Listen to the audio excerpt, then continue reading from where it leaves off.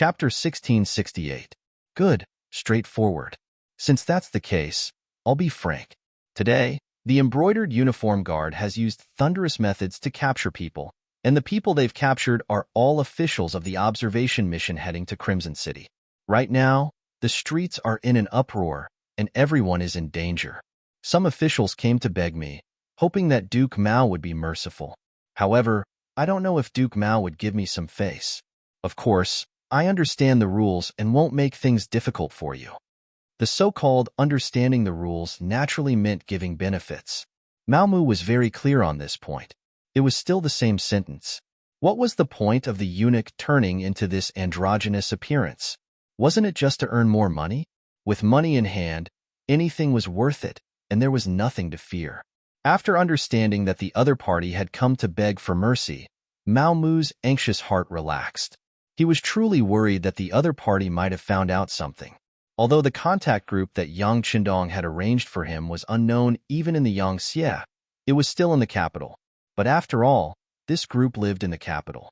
If someone wanted to investigate, no one could guarantee that they wouldn't give themselves away.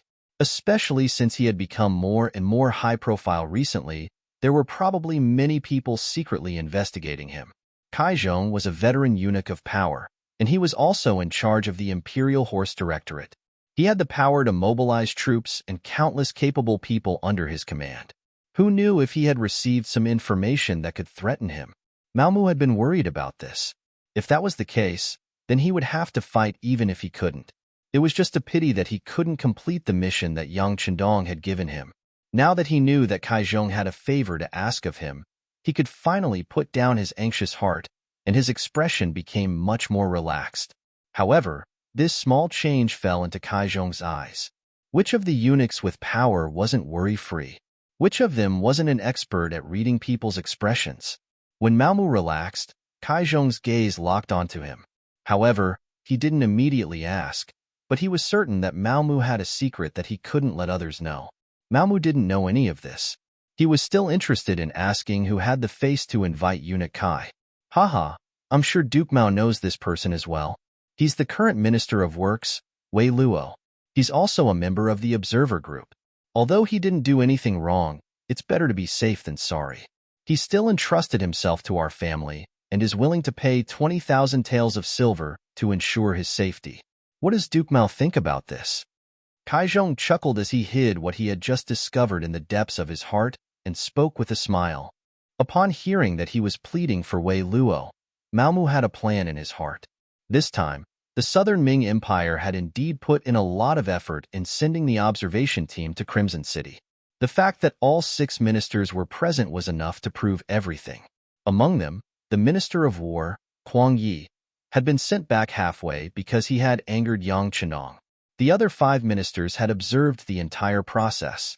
Now, 4 of the 5 had already been invited to the embroidered uniform guard, leaving only Verlo, so it was no wonder that he was nervous. However, Mao Mu had no intention of dealing with Verlo. After returning from Crimson City, Verlo had privately said that Crimson City was very powerful, that Yangtze was very powerful, and that the Southern Ming Empire couldn't compare. However, Verlo's abilities were truly limited. Under his leadership, the Ministry of Works hadn't made much progress in the past few years, and the cannons they were building were still solid shells. Verlo's strength lay in flattery, using his high position to seize power and amass wealth. During his time in charge of the Ministry of Works, a few capable officials had been suppressed. How could such people be Mao Mu's target? He clearly knew that Yang Qindong's orders were to arrest all capable officials and disrupt the upper echelons of the Southern Ming Empire's political power. Mediocre officials like Verlo naturally wouldn't be affected. On the contrary, such people should have more power. This way, they would be more in line with Yangtze's interests. Thus, even without Kaizhong's pleading, Mao Mu wouldn't have made a move against Verlo. He still needed to keep these people to explain to the emperor that not all of the members of the observer group had become disloyal. This was clear proof. Haha, Verlo, to be honest, said some things that crossed the line. His name is on the embroidered uniform guard's next arrest list. Although Mao Mu had already decided to let Verlo go and give Kaizhong face, the process was still important. However, the process was still very important. How to make the other party accept this favor was especially important. Hearing that this was indeed the case, Kaizhong couldn't help but nod. He didn't know what the emperor thought of the observer group and thought that he wanted to capture them all in one fell swoop. Thus, he naturally didn't doubt Mao Mu's words. Because of this, Kaizhong's face bloomed into a smile. However, he didn't know how disgusting this smile was in Mao Mu's eyes. I'll have to trouble Duke Mao to put more thought into this matter. I'll remember this favor. Kaizhong smiled, his eyes revealing an expectant expression. Mao Mu first pretended to be in a difficult position. Then, as if he had made a decision, he said, "All right, since even Duke Kai has spoken, I'll do my best." Although he said that he would do his best, since he had spoken, there was nothing that couldn't be done. Immediately, Kaizhong's smile grew even wider. After discussing business and pocketing the 20,000 taels of silver, Mao Mu left. Seeing his departing figure, Kaizhong gradually put away the smile on his face. With a snap of his fingers, a sturdy man walked into the small courtyard. Uncle. The man's surname was Kaigu, and he was Kaizhong's nephew. After entering the palace, Kaigu had spent a great deal of effort to find this nephew of his among the common people. Then, he allowed him to live a life of luxury and let him continue the Kai family's bloodline. It could be said that he was Kaizhong's trusted aide. Keep an eye on this Mao Mu. I keep feeling that there's something about him that no one knows. Thinking of the relaxed expression on Mao Mu's face, Kaizhong decided to investigate carefully. Perhaps there would be an unexpected surprise. After Mao Mu left Kaizhong, the corners of his mouth rose into a slight smile. Who did he think he was? Treating him to a cup of tea and taking out 20,000 taels of silver could solve the problem of a minister? Mao Mu was even certain that the Ministry of Works Minister Wei Luo had taken out more than 20,000 taels of silver. It was just that Kaizhong had embezzled some of it. This was even better. He could kill two birds with one stone. He thought about how to deal with Kaizhong. He had a feeling that the other party's smile was sinister and vicious, like a poisonous snake that would bite in the dark. If he wasn't careful, he could be poisoned to death. The existence of such a person was definitely a hidden danger to his plan. If possible, he had to get rid of him first. Thinking this, Mao Mu returned to the emperor's palace. When he saw the emperor's imperial carriage, he knew that the emperor had come to see Empress Qian. He straightened his body and walked into the palace. As the chief eunuch of Empress Qian's palace, Mao Mu had great prestige here. In addition, he was willing to spend money. The eunuchs here were all very respectful when they saw him, and there was a sense of respect that came from their bones. After all, in a place like the palace where internal strife was fierce and people could die at any time, it was very important to have a good subordinate. It meant that your chances of survival would greatly increase. Duke Mao is back. There were people constantly greeting him, and Mao Mu also responded with a smile. He walked to the Empress Palace and didn't see Qian Sangbao. He probably wasn't on duty today. Thinking that this was a good thing, he could carry out his plan. Thus, he strode into the palace. In the Empress Palace, Empress Qian was eating with Zhu Qizhen. After seeing Mao Mu walk in, Empress Qian didn't care. She was really an empress who stood aloof from worldly affairs and was extremely kind. She also knew that the eunuchs around her were favored by the emperor and entrusted with important tasks, so she wasn't angry when she didn't see them serving her. If this kind of personality became a concubine in the Qing Palace, she probably wouldn't even survive one episode. She would be played to death by others. This subject greets the emperor and empress. Long live the emperor and long live the empress. As soon as he entered the palace, Mao Mu hurriedly knelt on the ground and bowed. Oh, it's beloved official Mao. Quickly get up. Zhu Qizhen glanced at Mao Mu, and his eyes revealed a joyful expression. Then he thought of something and asked, Beloved official Mao, have the important officials been arranged? Remember, you must interrogate them properly, but you must ask according to their physical condition. Don't be too hasty. Some of them are really too old. This wasn't Zhu Qizhen sympathizing with the subordinates. This came from his heart. For example, the Minister of Revenue, Wang Zhuo. He was now 84 years old, and it was rare that he still had such a healthy body. Perhaps this was because the food he ate didn't have any waste oil or additives. It was all natural. In reality, Wang's fate had changed because of Yang Qindong's appearance. In history, he died in the Tumma Castle. However, in this life, he was saved and came to the capital of the southern Ming dynasty. He had been serving Emperor Yingzong and had lived until now. His health was quite good. From this point, it could be seen that Zhu Qizhen really didn't have anyone he could use. Otherwise, at his age, he would have already retired and returned to his hometown. How could he still serve the court? Mao Mu understood Zhu Qizhen's meaning. He immediately bowed and said, "This subject obeys the decree. There is no rush to interrogate them. First, we must protect their bodies.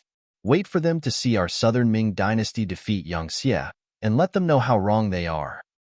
Zhu Qizhen was only worried that the embroidered uniform guards' methods would be too harsh.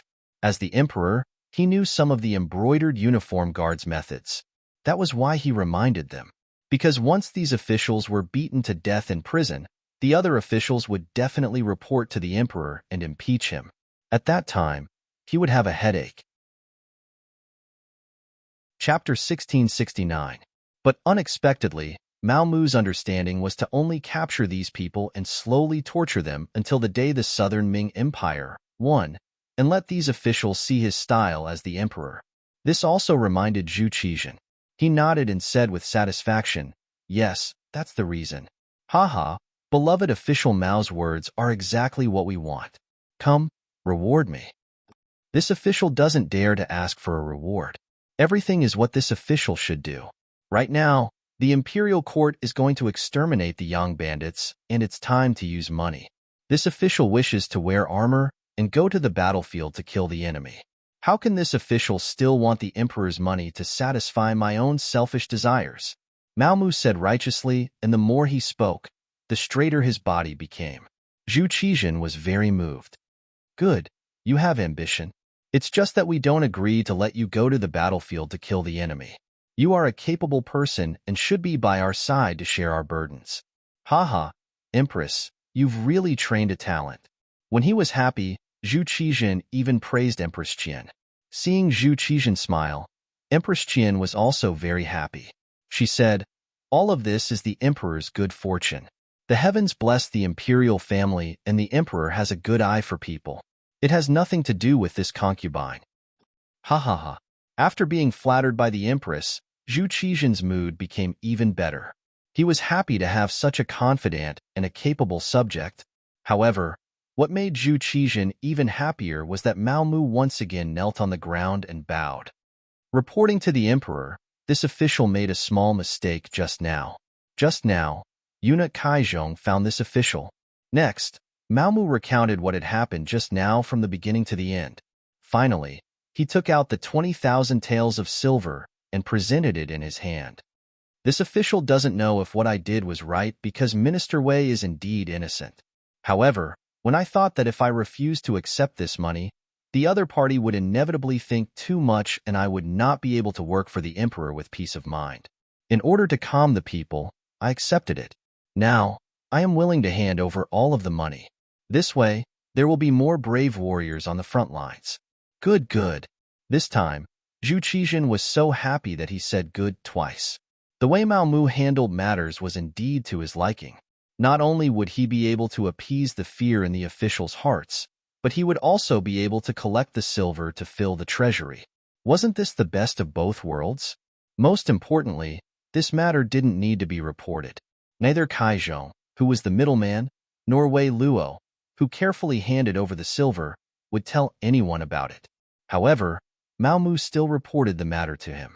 Wasn't this a sign of loyalty? Mao Mu's indifference towards 20,000 taels of silver proved that he was not greedy. Handing over the money in full proved that the other party was worried about national affairs. Wasn't this kind of loyal and capable eunuch exactly what he needed the most?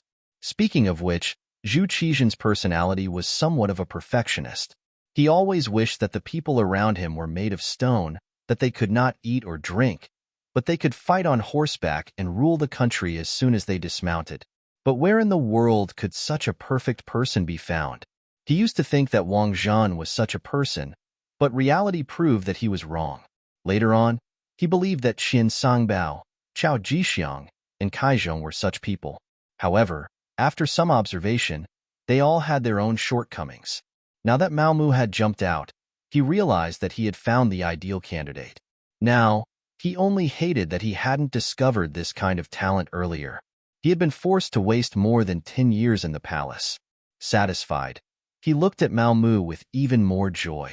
Zhu Qizhen didn't know that Mao Mu was now even more important than Qin Songbao, who had followed him for more than 10 years. Seeing that Zhu Qizhen was happy, Mao Mu also raised his head with a happy expression. He displayed the joy of a ruler perfectly. Beloved subject, we have seen everything you have done. Do well, and in the future, you might be able to become a figure like Zheng He.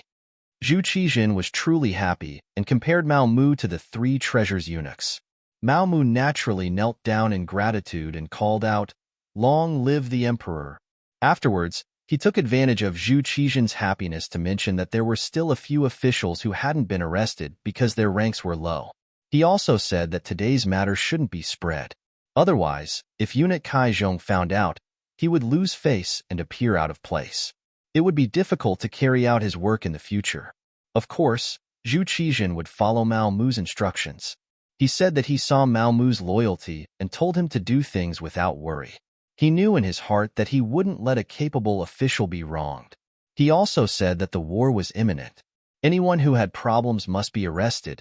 Even those who suspected problems must be arrested.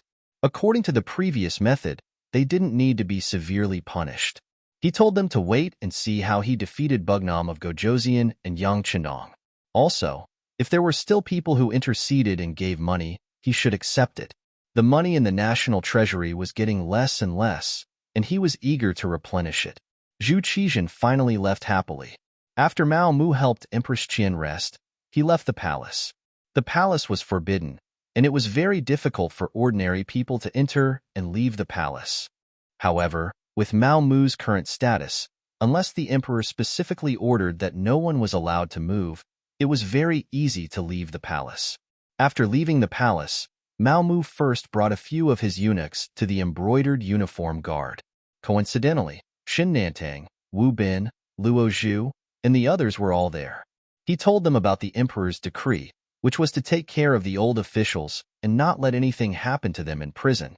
They could consider giving each of them a single room so that they could come out every day and eat and drink as much as possible. If they didn't have enough money, they could inform their family to send it. Also, from tomorrow onwards, they would continue to arrest people according to the list. Of course, that list was provided by Mao Mu and also by the Yangtze Intelligence Department. They were all capable officials, and what they needed to do now was to catch them all in one fell swoop. In short, it was a sentence that would paralyze the southern Ming dynasty, break the tacit cooperation between the various departments, and thus reduce the southern Ming dynasty's fighting strength. Mao Mu's words fell into the ears of the embroidered uniform guard, which was equivalent to an imperial edict. Immediately, everyone bowed their heads and cupped their fists in agreement.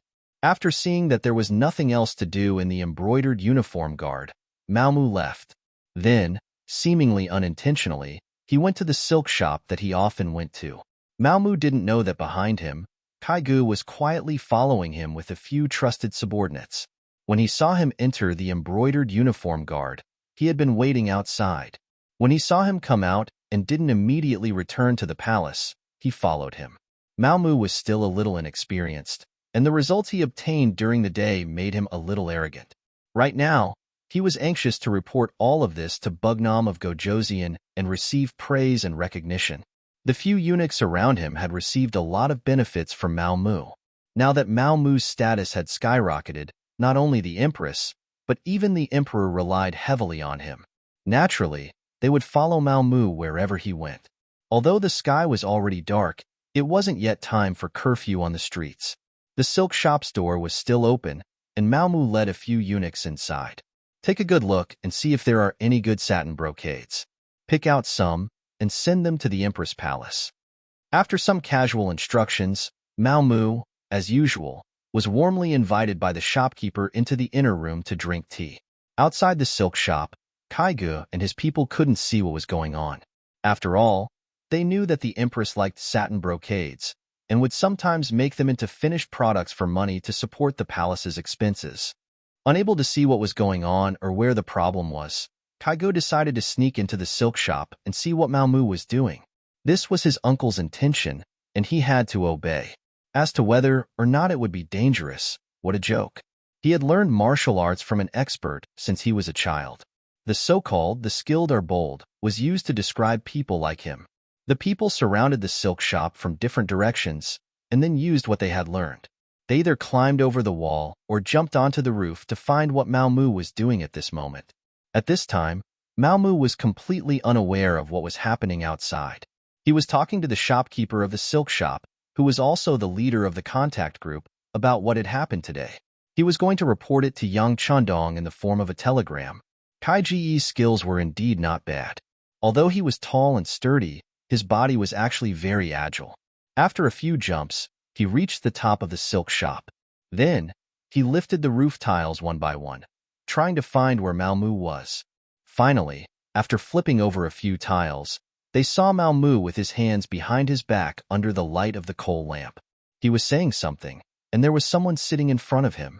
There was something in front of him that they didn't know what it was called, and it was beeping and fiddling with it.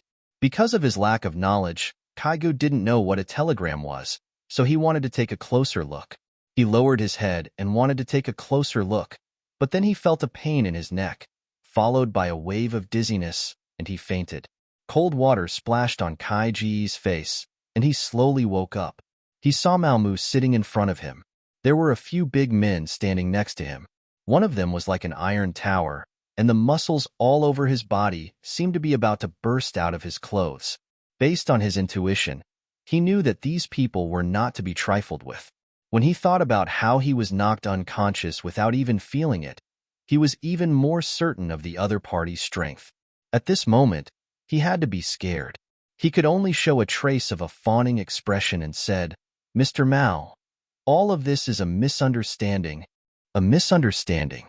Mao Mu suddenly stood up, very angry. How dangerous tonight was. If it wasn't for his heavy work, and if it wasn't for the fact that Bugnam of Gojoseon and Yang Chandong had considered this and sent the Wolf Fong special forces to assist him early, he would have suffered a great loss. Not only would his identity be exposed, but the task would also not be completed. In that case, more than 10 years of hiding would be ruined. Although Yang Chandong might not blame him afterwards, he would definitely blame himself. Chapter 1670. He was angry at his own carelessness and also angry at Kaizhong's ruthlessness. On the surface, Kaizhong thanked him, but later on, he arranged for people to investigate him. He was really a dog that bit but didn't bark. Feeling that it was about time, Mao Mu knew that he couldn't stay for long. He looked at the big man beside him and said, "Captain Tai, I'll leave everything here to you. This person is the nephew of head eunuch Kaizhong. He must know a lot of secrets." "Don't worry, Eunuch Mao." Captain Tai, who was also the captain of the special forces, Tai Hu, grinned. For such an interrogation, their special forces had their own means. Some were taught by Yang Chandong, and some were figured out by themselves. But no matter what, no one who was questioned by them could withstand it. Seeing that Mao Mu was about to leave, Kaigu panicked. He knew that if he really left and handed himself over to the big man, he wouldn't be able to die a good death. So he shouted loudly, "Eunuch Mao, you can't do this to me. I didn't come alone this time. I brought a few subordinates with me. They are all good at martial arts. If I don't go back, they will definitely report to my uncle. Then, you will be in trouble." "Oh, are you talking about the 5 people who came with you? That's called good at martial arts. Haha, they are just like you. You don't even know how you were knocked unconscious. How dare you threaten others?" Tai Hu sneered. Needless to say, if he dared to say that, the other 5 people must have been restrained. Perhaps they were already being tortured. Mao Mu didn't care about this. He strode out of the basement and walked out of the silk shop. He brought the eunuch who had just picked out the brocade and went straight to the palace. Mao Mu was back. Kaizhong also received the news, but he didn't see his nephew. He thought that he stayed in that woman's stomach again, so he didn't pay much attention to it. But until noon the next day, he still didn't see his nephew. He started to get anxious and sent many people to look for him, but there was no useful news. Kaizhong didn't understand what was going on. He wanted to look for Mao Mu, but he sent people to spy on him. It was uncertain whether Mao Mu knew about it.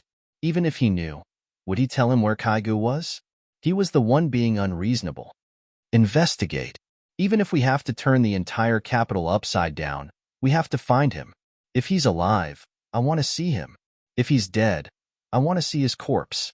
Kai Ji's heart ached when he said this. That was the only heir of the Kai family, and they were counting on him to carry on the family line.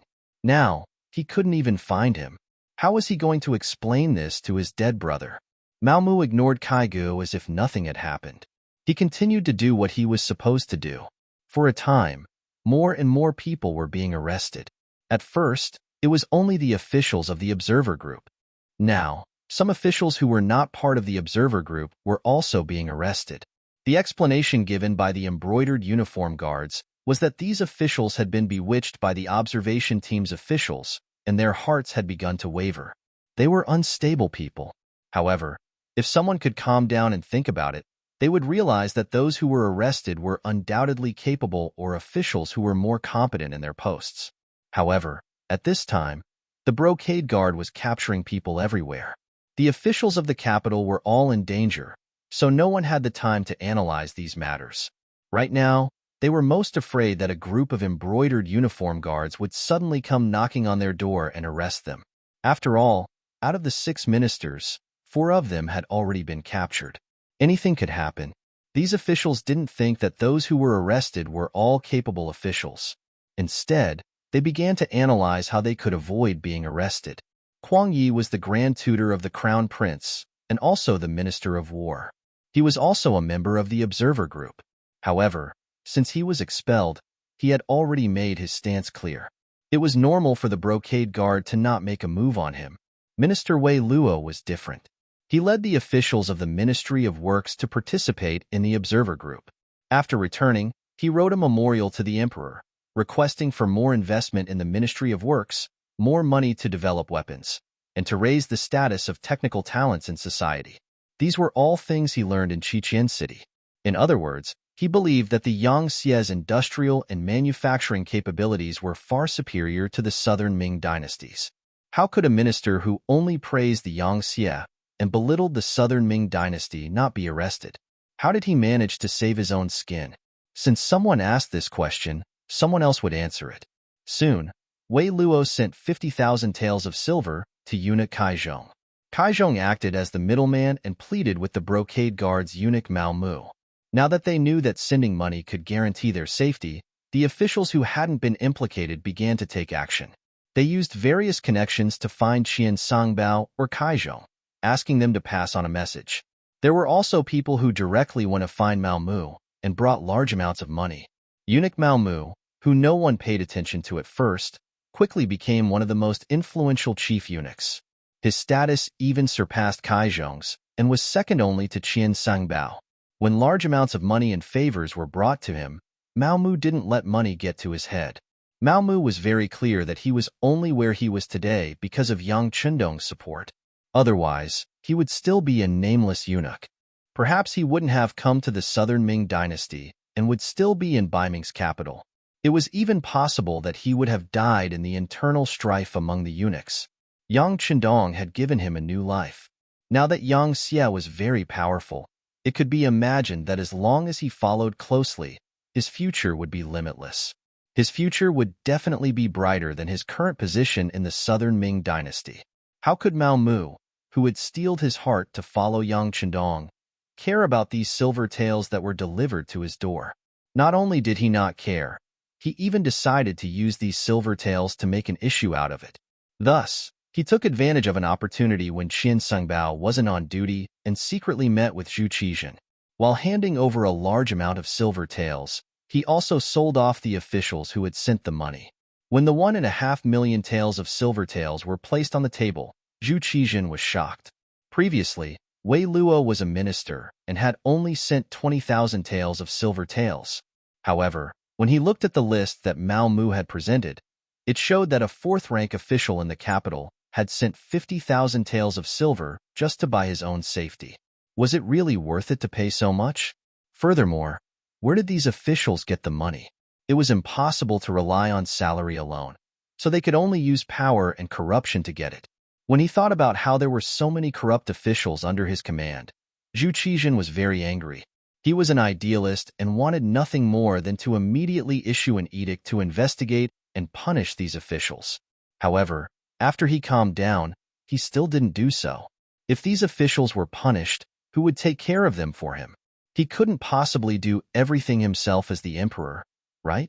Forcefully suppressing the anger in his heart, Zhu Qijin looked at the list in his hand and comforted himself. Fortunately, there are only 30 or so officials here. Reality proves that most of the officials are honest. Originally, this was meant to comfort himself, but he didn't expect that reality would quickly slap him in the face. Mao Mu, who had been waiting there, opened his mouth again and said, "Reporting to your majesty, these are only the officials who came directly to this subject. This is only the first batch. I believe that there will be a second and third batch. Because of this subject's status, there aren't many people who came to this subject. The officials who came to find Eunuch Qian and Eunuch Kai are the ones who can be called many. It seems that there are more than 100 of them." What? Zhu Qijin, who had just sat down, couldn't help but tilt his body. He almost lost his seat and slipped onto the dragon throne. Fortunately, he reached out his hands in time and stabilized his body. However, he was already unable to vent his anger. Could it be that my officials already don't know what it means to be clean and honest? Your Majesty, please quell your anger. Seeing Zhu Qijin's angry dragon face, Mao Mu knew that he had to pour some water on him to calm his anger. Even if it wasn't for others, even if it was for Yang Qindong's grand plan, he had to do this. He couldn't really have Zhu Qijin kill all of these officials who had sent gifts, right? If that really happened, not only would Zhu Qijin not kill them, he would also have to reflect on whether it was right to have the embroidered uniform guards arrest them. If that really happened, the grand plan to weaken the southern Ming Empire before the war would be interrupted. This was something that Mao Mu definitely didn't want to see. After mulling over what to say, Mao Mu opened his mouth and said, "Your Majesty, in reality, this is just everyone feeling insecure." According to this subject's knowledge, some officials, in order to save their lives and gather money, even sold their ancestral property just to gather enough money to save their lives. This is enough to show that there are still quite a few honest officials who are serving the country. It's just the general trend. This subject thinks that we might have pushed them too far. Therefore, this subject believes that we should arrest those who have problems and just take the money from those who don't have problems and add it to the country's treasury. This way, those officials who have no money and have nothing to do will definitely do their best to be loyal to your Majesty.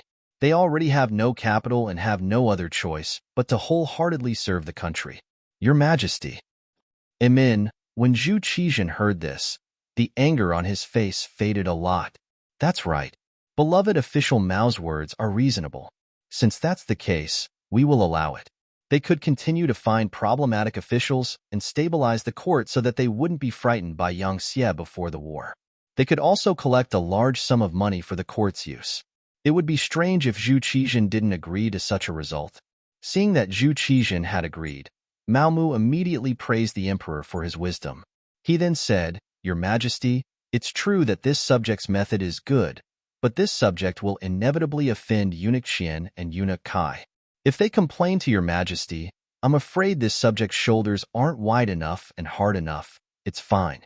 Beloved official, you do things wholeheartedly for the country. We know this. Just do it boldly."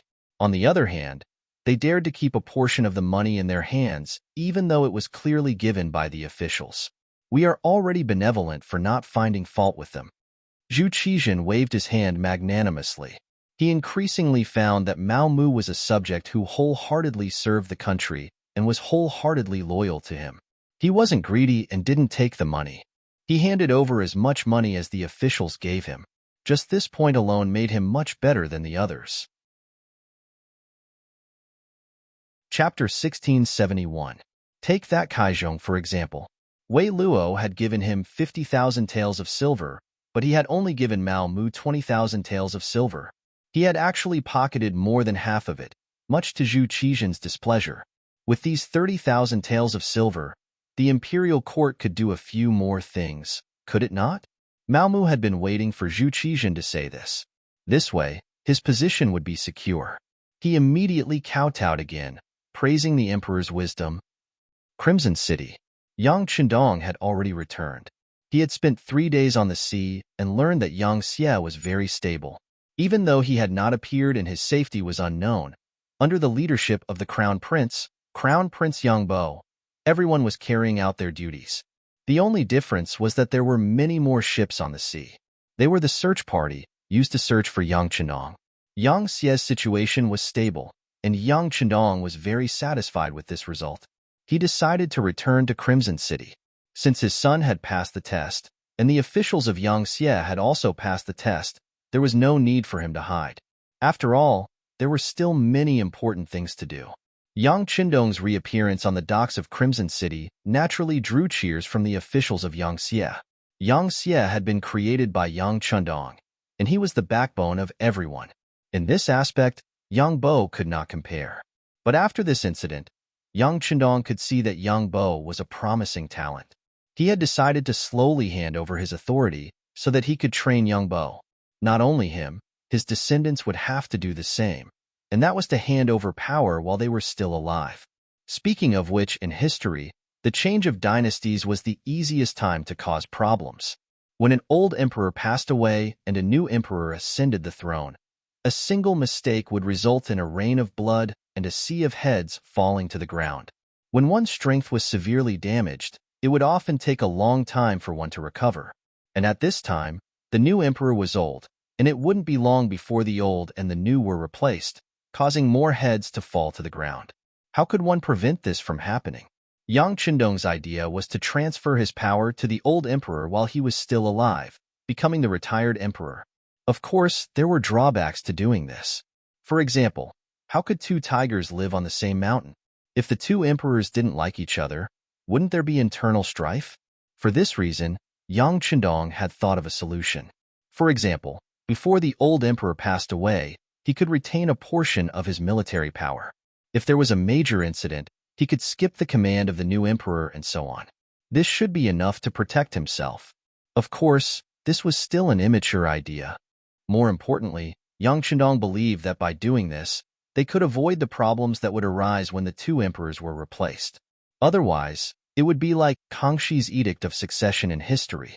One said that the throne would be passed to the 14th elder brother, while the other said that the throne would be passed to the 4th elder brother. Even until now, there were still many opinions.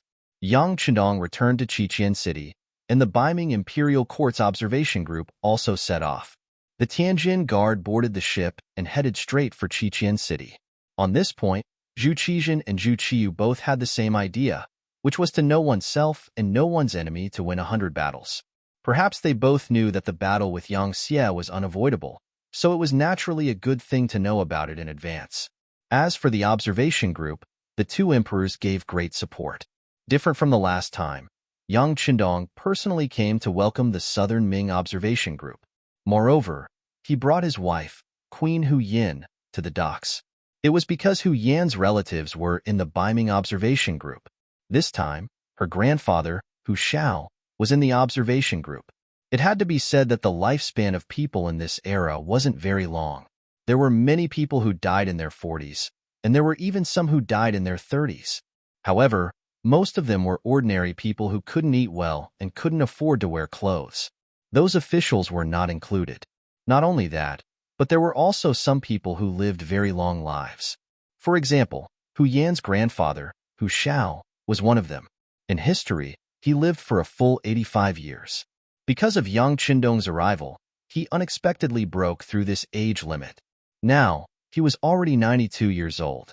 It was said that his body was still quite good. At the very least, he could still walk with the support of others and didn't collapse on the bed. Hu Shao could be said to be the oldest among the officials. Adding on the fact that he had entered politics at a young age, he could already be considered an old official of 4 dynasties. This time, when he found out that there was an opportunity to enter Qiqian City, he took the initiative to apply to the emperor. When Zhu Qiyu had already collapsed on the bed, his body gradually weakening, Crown Prince Zhu Jianji considered that Hu Shao was already quite old.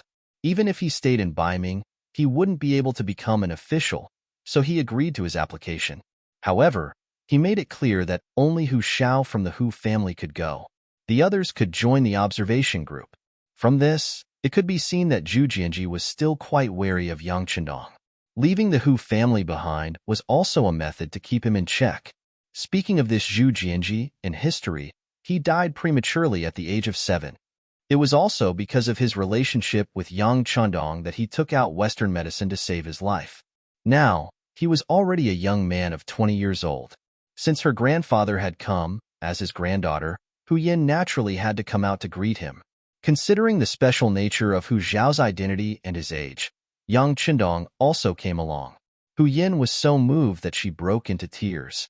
Yang Chendong and the queen both came out to greet them, causing the people on the docks to gather together and become even more magnificent.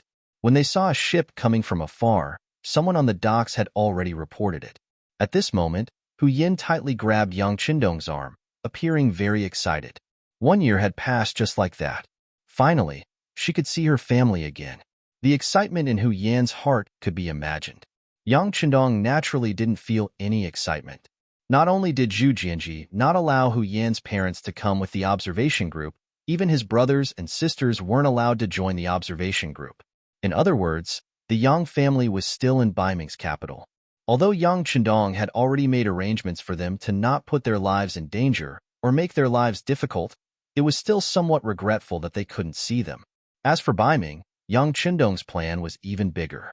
Whether it was in the imperial court or in the army, he had arranged his own chess pieces, and their status wasn't low. As long as the time was right, they could launch a counterattack at any time. However, Yang Chendong didn't make a move. He was waiting for the day when Zhu Qiyu died. At that time, the young emperor, Zhu Jianji, would need some time to take control of the imperial court. At that time, Yang Xie's army would attack. Zhu Qiyu was ordered to be in danger, and with Yang Chendong's help, he was able to turn the tide. These years, he had worked hard for the country and had a lot of prestige. At the very least, Ming could be united with him as the core. Once he was gone, with his useless son, the unity of the country would only be on the surface. He needed to wait for the right time to attack Ming, but he didn't need to be so polite to the southern Ming.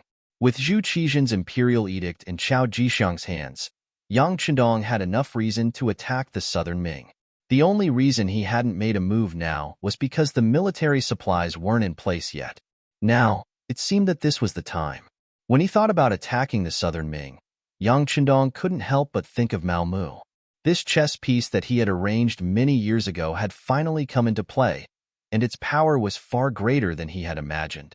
Before the battle, the southern Ming already had internal strife. The people's hearts weren't united, and everyone was in danger. Once Yang Xie's army arrived, the result could be imagined. This made Yang Chendong very satisfied with Mao Mu. At this time, Mao Mu was still busy at Yingtian Manor in the capital. Whether it was Qian Sangbao or Kaizhong, they didn't know that Mao Mu had secretly met with the emperor and handed over the ransom money he received. They were still using this opportunity to make a big profit. This was especially true for Qian Sangbao. Relying on his identity as the one who supported Mao Mu, he didn't give Mao Mu a single tael of silver. He only handed over the list of officials that he wanted to protect, saying that they were all his people, so he had to be magnanimous. Under Qian Sengbao's forceful attitude, Mao Mu chose to continue to endure. At the same time, he made a detailed report to Zhu Qizhen. In his own words, the reason why he could be where he was today was all because of the emperor's great kindness. He only listened to the emperor. As for other people, no matter how great their kindness was to him, he would at most help them within his authority. However, when it came to imperial power, he would still choose to listen to the emperor without hesitation.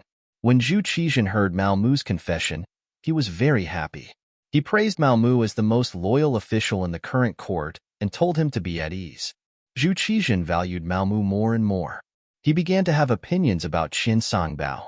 This man, he was always afraid of being compared to others. With this comparison, it was clear who was stronger and who was weaker. Qian Sangbao, who seemed to be good at everything in the past, now made Zhu Qizhen feel dissatisfied with everything he did. He even thought about whether or not he should let Mao Mu replace him. Compared to Qian Sengbao's bossy attitude, Kai Zhong was more restrained. At the very least, he would give a portion of the benefits to Mao Mu. However, no matter what he did, he had already entered Mao Mu's death list. This was not only because Kai Zhong had sent his nephew Kai Gu to follow him. More importantly, he had reached out to the disciplined prison of the Embroidered Uniform Guard. He had bribed the Embroidered Uniform Guard's jailers to meet Chao Jixiang's nephew, Chao Xian, who was the son of the former Embroidered Uniform Guard commander Chao Zheng. He wanted to use him for his own purposes. In the Chao family, other than Chao Jixiang, there was also Chao Xian. It was Chao Xian who had led people to ambush Yang Chendong and Ming. It was just that they had not succeeded. Kai Zhong had found this person as a helper. It was clear that he had good taste. However, he had angered Mao Mu. Not to mention that the Chao family was now Mao Mu's mortal enemy. Once he ransomed Chao Xian, it would directly threaten his own safety. Just the fact that Chao Xian had once ambushed Yang Chendong made it impossible to let him live. Chapter 1672. The reason why Chao Xian was still alive in the Discipline Commission of the Embroidered Uniform Guard was because Mao Mu wanted to personally hand him over to Yang Chendong. But since Kai Zhong wanted to do this, he had to make a move in advance. First, he sent a telegram to Yang Chendong to ask if he could kill Chao Xian now. Then, he found eunuch Qian Sangbao and explained what Kai Zhong would do next. Once Chao Xian was released, he would be the first to come after him. Next, he would not let Qian Sangbao go. Qian Sangbao was not an ordinary eunuch. Although he was not a man, he still had a residence outside the palace for his face. Not only that, but he also kept a few beauties in his residence. Although he could not do anything, he could still let them pour him tea and massage his legs during his break. That was also a kind of enjoyment. Once Chao Xian was released, who knew whether or not he would ambush him outside the residence for revenge? This was someone who even dared to ambush Bugnam of Gojoseon. Thinking of this, Qian Sengbao's face revealed a fierce gaze. Kill him now. But this person is wanted by eunuch Kai Zhong. Mao Mu pretended to be in a difficult position. No matter, I will talk to him. In short, we have to nip any danger in the bud. Qian Sengbao's voice carried a sinister intent. Now, he had borrowed Mao Mu's name to get a lot of money. He wanted to enjoy his life and did not want anyone to threaten his safety. Understood. Mao Mu nodded and agreed. What happened next was simple. After dinner, Chao Xian died in the discipline prison. When the news reached Kai Zhong's ears, he was naturally furious. Even if he closed his eyes and used his toes to think, he knew that this was Mao Mu's doing. Do you really think your wings are strong? Gritting his teeth, the angry Kai Zhong decided to unite more eunuchs to deal with Mao Mu. There were 24 eunuchs in the entire group of eunuchs. Each eunuch had a chief eunuch and 1/3 of them listened to him. Once they joined forces, Mao Mu would have a hard time in the palace. Scheming against scheming against scheming, there would always be countless sinister methods. Most of the time, such methods could even take a person's life. For example, if the eunuch in charge of the food shop wanted to make things difficult for Mao Mu, then in the entire Empress Palace, other than the master, the food that the other eunuchs and palace maids ate was either too salty to swallow or too bitter to curse. In addition, there would be various problems with the use of the eunuchs and palace maids. In this way, it wouldn't be long before all the eunuchs and palace maids in the Empress Palace hated Mao Mu. If that was the case, who would listen to him? When the problem affected the master, Mao Mu would fall out of favor and even be replaced. After all, Kai Zhong had been in business for so many years. He had many loyal followers in the 24 prisons. Once he made up his mind to deal with someone, the consequences would be very serious. At this time, Kai Zhong had already begun to imagine Mao Mu begging him. At that time, he would use his actions to tell the other party that he was not someone to be trifled with. Unfortunately, just as Kai Zhong gathered the eunuchs who listened to his orders, Qian Sangbao sent someone to deliver a message. The general idea was that Mao Mu was now a favorite of the emperor and was doing something important. If anyone wanted to find trouble with him, they would be going against the emperor. As the chief eunuch, he would have to punish those who didn't open their eyes according to the family rules. Qian Sangbao gave a very good reason. So everyone knew that Mao Mu was now the director of the embroidered uniform guard and was arresting people every day. From time to time, the emperor would call him for questioning. With such an excuse, it made things difficult for the other eunuchs. In addition, Mao Mu wasn't idle during this period of time. He used money to open a path and really roped in 3 chief eunuchs. When he and Qian Songbao combined their power, they suppressed Kaizhong. Just like that, a plot against them in the dark ended before it could even begin to take action. Kaizhong, who was covered in dirt, lost his prestige in the entire group of eunuchs because of this. Many people had already begun to wonder if they should change their allegiance. In ancient times, people paid attention to heaven, earth, ruler, family, and teacher. Often, they wouldn't change their allegiance for the rest of their lives. Many people's orders would even change according to the fate of their teacher. But to the eunuchs, this was bullshit. They were a group of people who changed their helm according to the wind.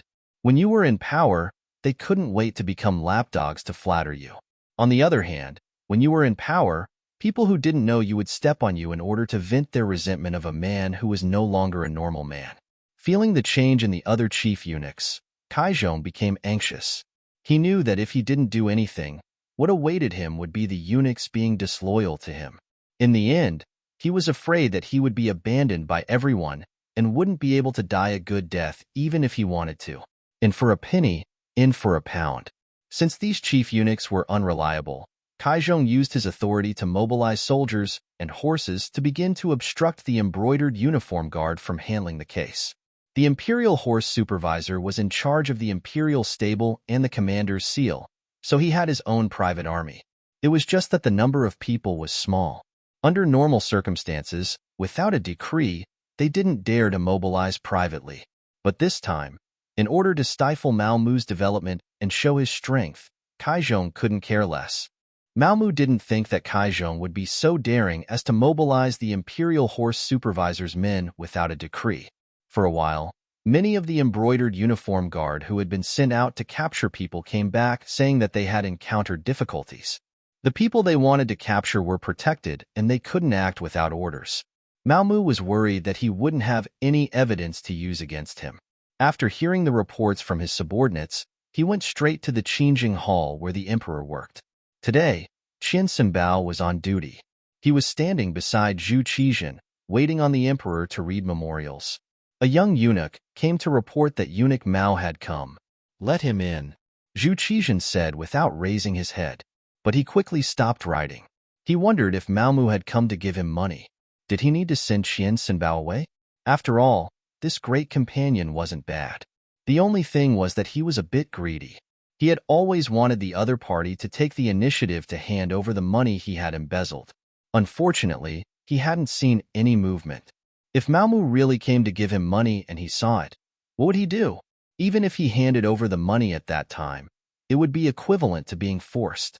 It wouldn't be considered taking the initiative to admit his mistake. While Zhu Qizhen was still thinking about these things, Mao Mu had already walked into the main hall. Then, with a plop, he knelt on the ground and said with an aggrieved expression, "Long live the emperor. Beloved official, why do you have to be so courteous? Is something the matter?" Zhu Qizhen's face carried a trace of surprise. Although the great Ming dynasty had a ceremony of kneeling, it wasn't done every time they saw the emperor. It was only done when they were particularly excited or angry. Zhu Qizhen felt that something was wrong, so he asked this question. Using this question, Mao Mu raised his head and said, "Emperor, the embroidered uniform guard received orders to arrest people. Although there have been more arrests recently, they are all suspicious. There are also some people who have solid evidence and can be punished at any time. But I don't know why the emperor suddenly stopped arresting people and didn't give this official a decree. Right now, this official really doesn't know what to do." Huh. Zhu Qizhen was dumbfounded by these words. What stop arresting people? He didn't give such a decree. Out of curiosity, he asked, "Beloved official, what is going on? Tell me in detail." Yes. Looking at Zhu Qizhen's confused expression, Mao Mu knew that this was done by Kaizhong on his own. Since this was the case, this matter was easy to handle. This time, the other party definitely wouldn't be able to bear the consequences. Although he couldn't rely on this matter to defeat the other party, He could at least suppress the other party's momentum and let more eunuchs see who was the sturdier one. Don't underestimate this influence. When it came to the ability to take advantage of the situation, if eunuchs said they were second, no one would dare to say they were first. Malmu immediately told him about the problems the embroidered uniform guards encountered when they went out to investigate and arrest people. According to the soldiers who obstructed them, it was an order from the Imperial Horse Supervisor. Now, the embroidered uniform guards can't do their job as scheduled. Some of the officials' attitudes have even become arrogant.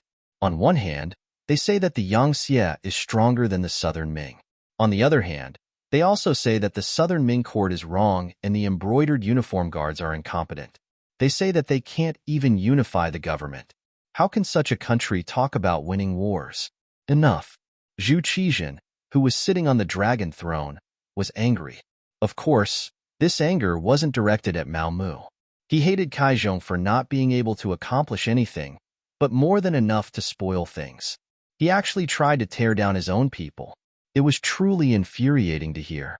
Seeing that Zhu Qizhen was angry, Malmu tactfully shut his mouth. However, he didn't forget to look at Qian Songbao, who was standing to the side. Qian Songbao understood the meaning behind Zhu Qizhen's gaze and knew that it was time for him to make an appearance. He nodded lightly and said, "Your Majesty, it must be said that Eunuch Kai has been a little arrogant recently. He relied on the little bit of merit he made in the past and didn't put anyone in his eyes. Especially recently, I heard that many officials have already sought him out. There are even quite a few who want to acknowledge him as their godfather. Hee, how laughable is it when you think about it? A scholar actually wants to acknowledge Kaizhong, who is illiterate, as his godfather. If this trend isn't properly suppressed, I'm afraid that there will be trouble in the end. It might even lead to a conflict between factions. This subject is thinking that there won't be a day when these officials won't even look at imperial edicts. They won't know who your majesty is and will have to act according to his wishes." Qian Sengbao's words weren't just sprinkling salt on the wound. He was clearly stabbing it with a knife. Moreover, he was stabbing it again and again, as if he wanted to chop the flesh into pieces.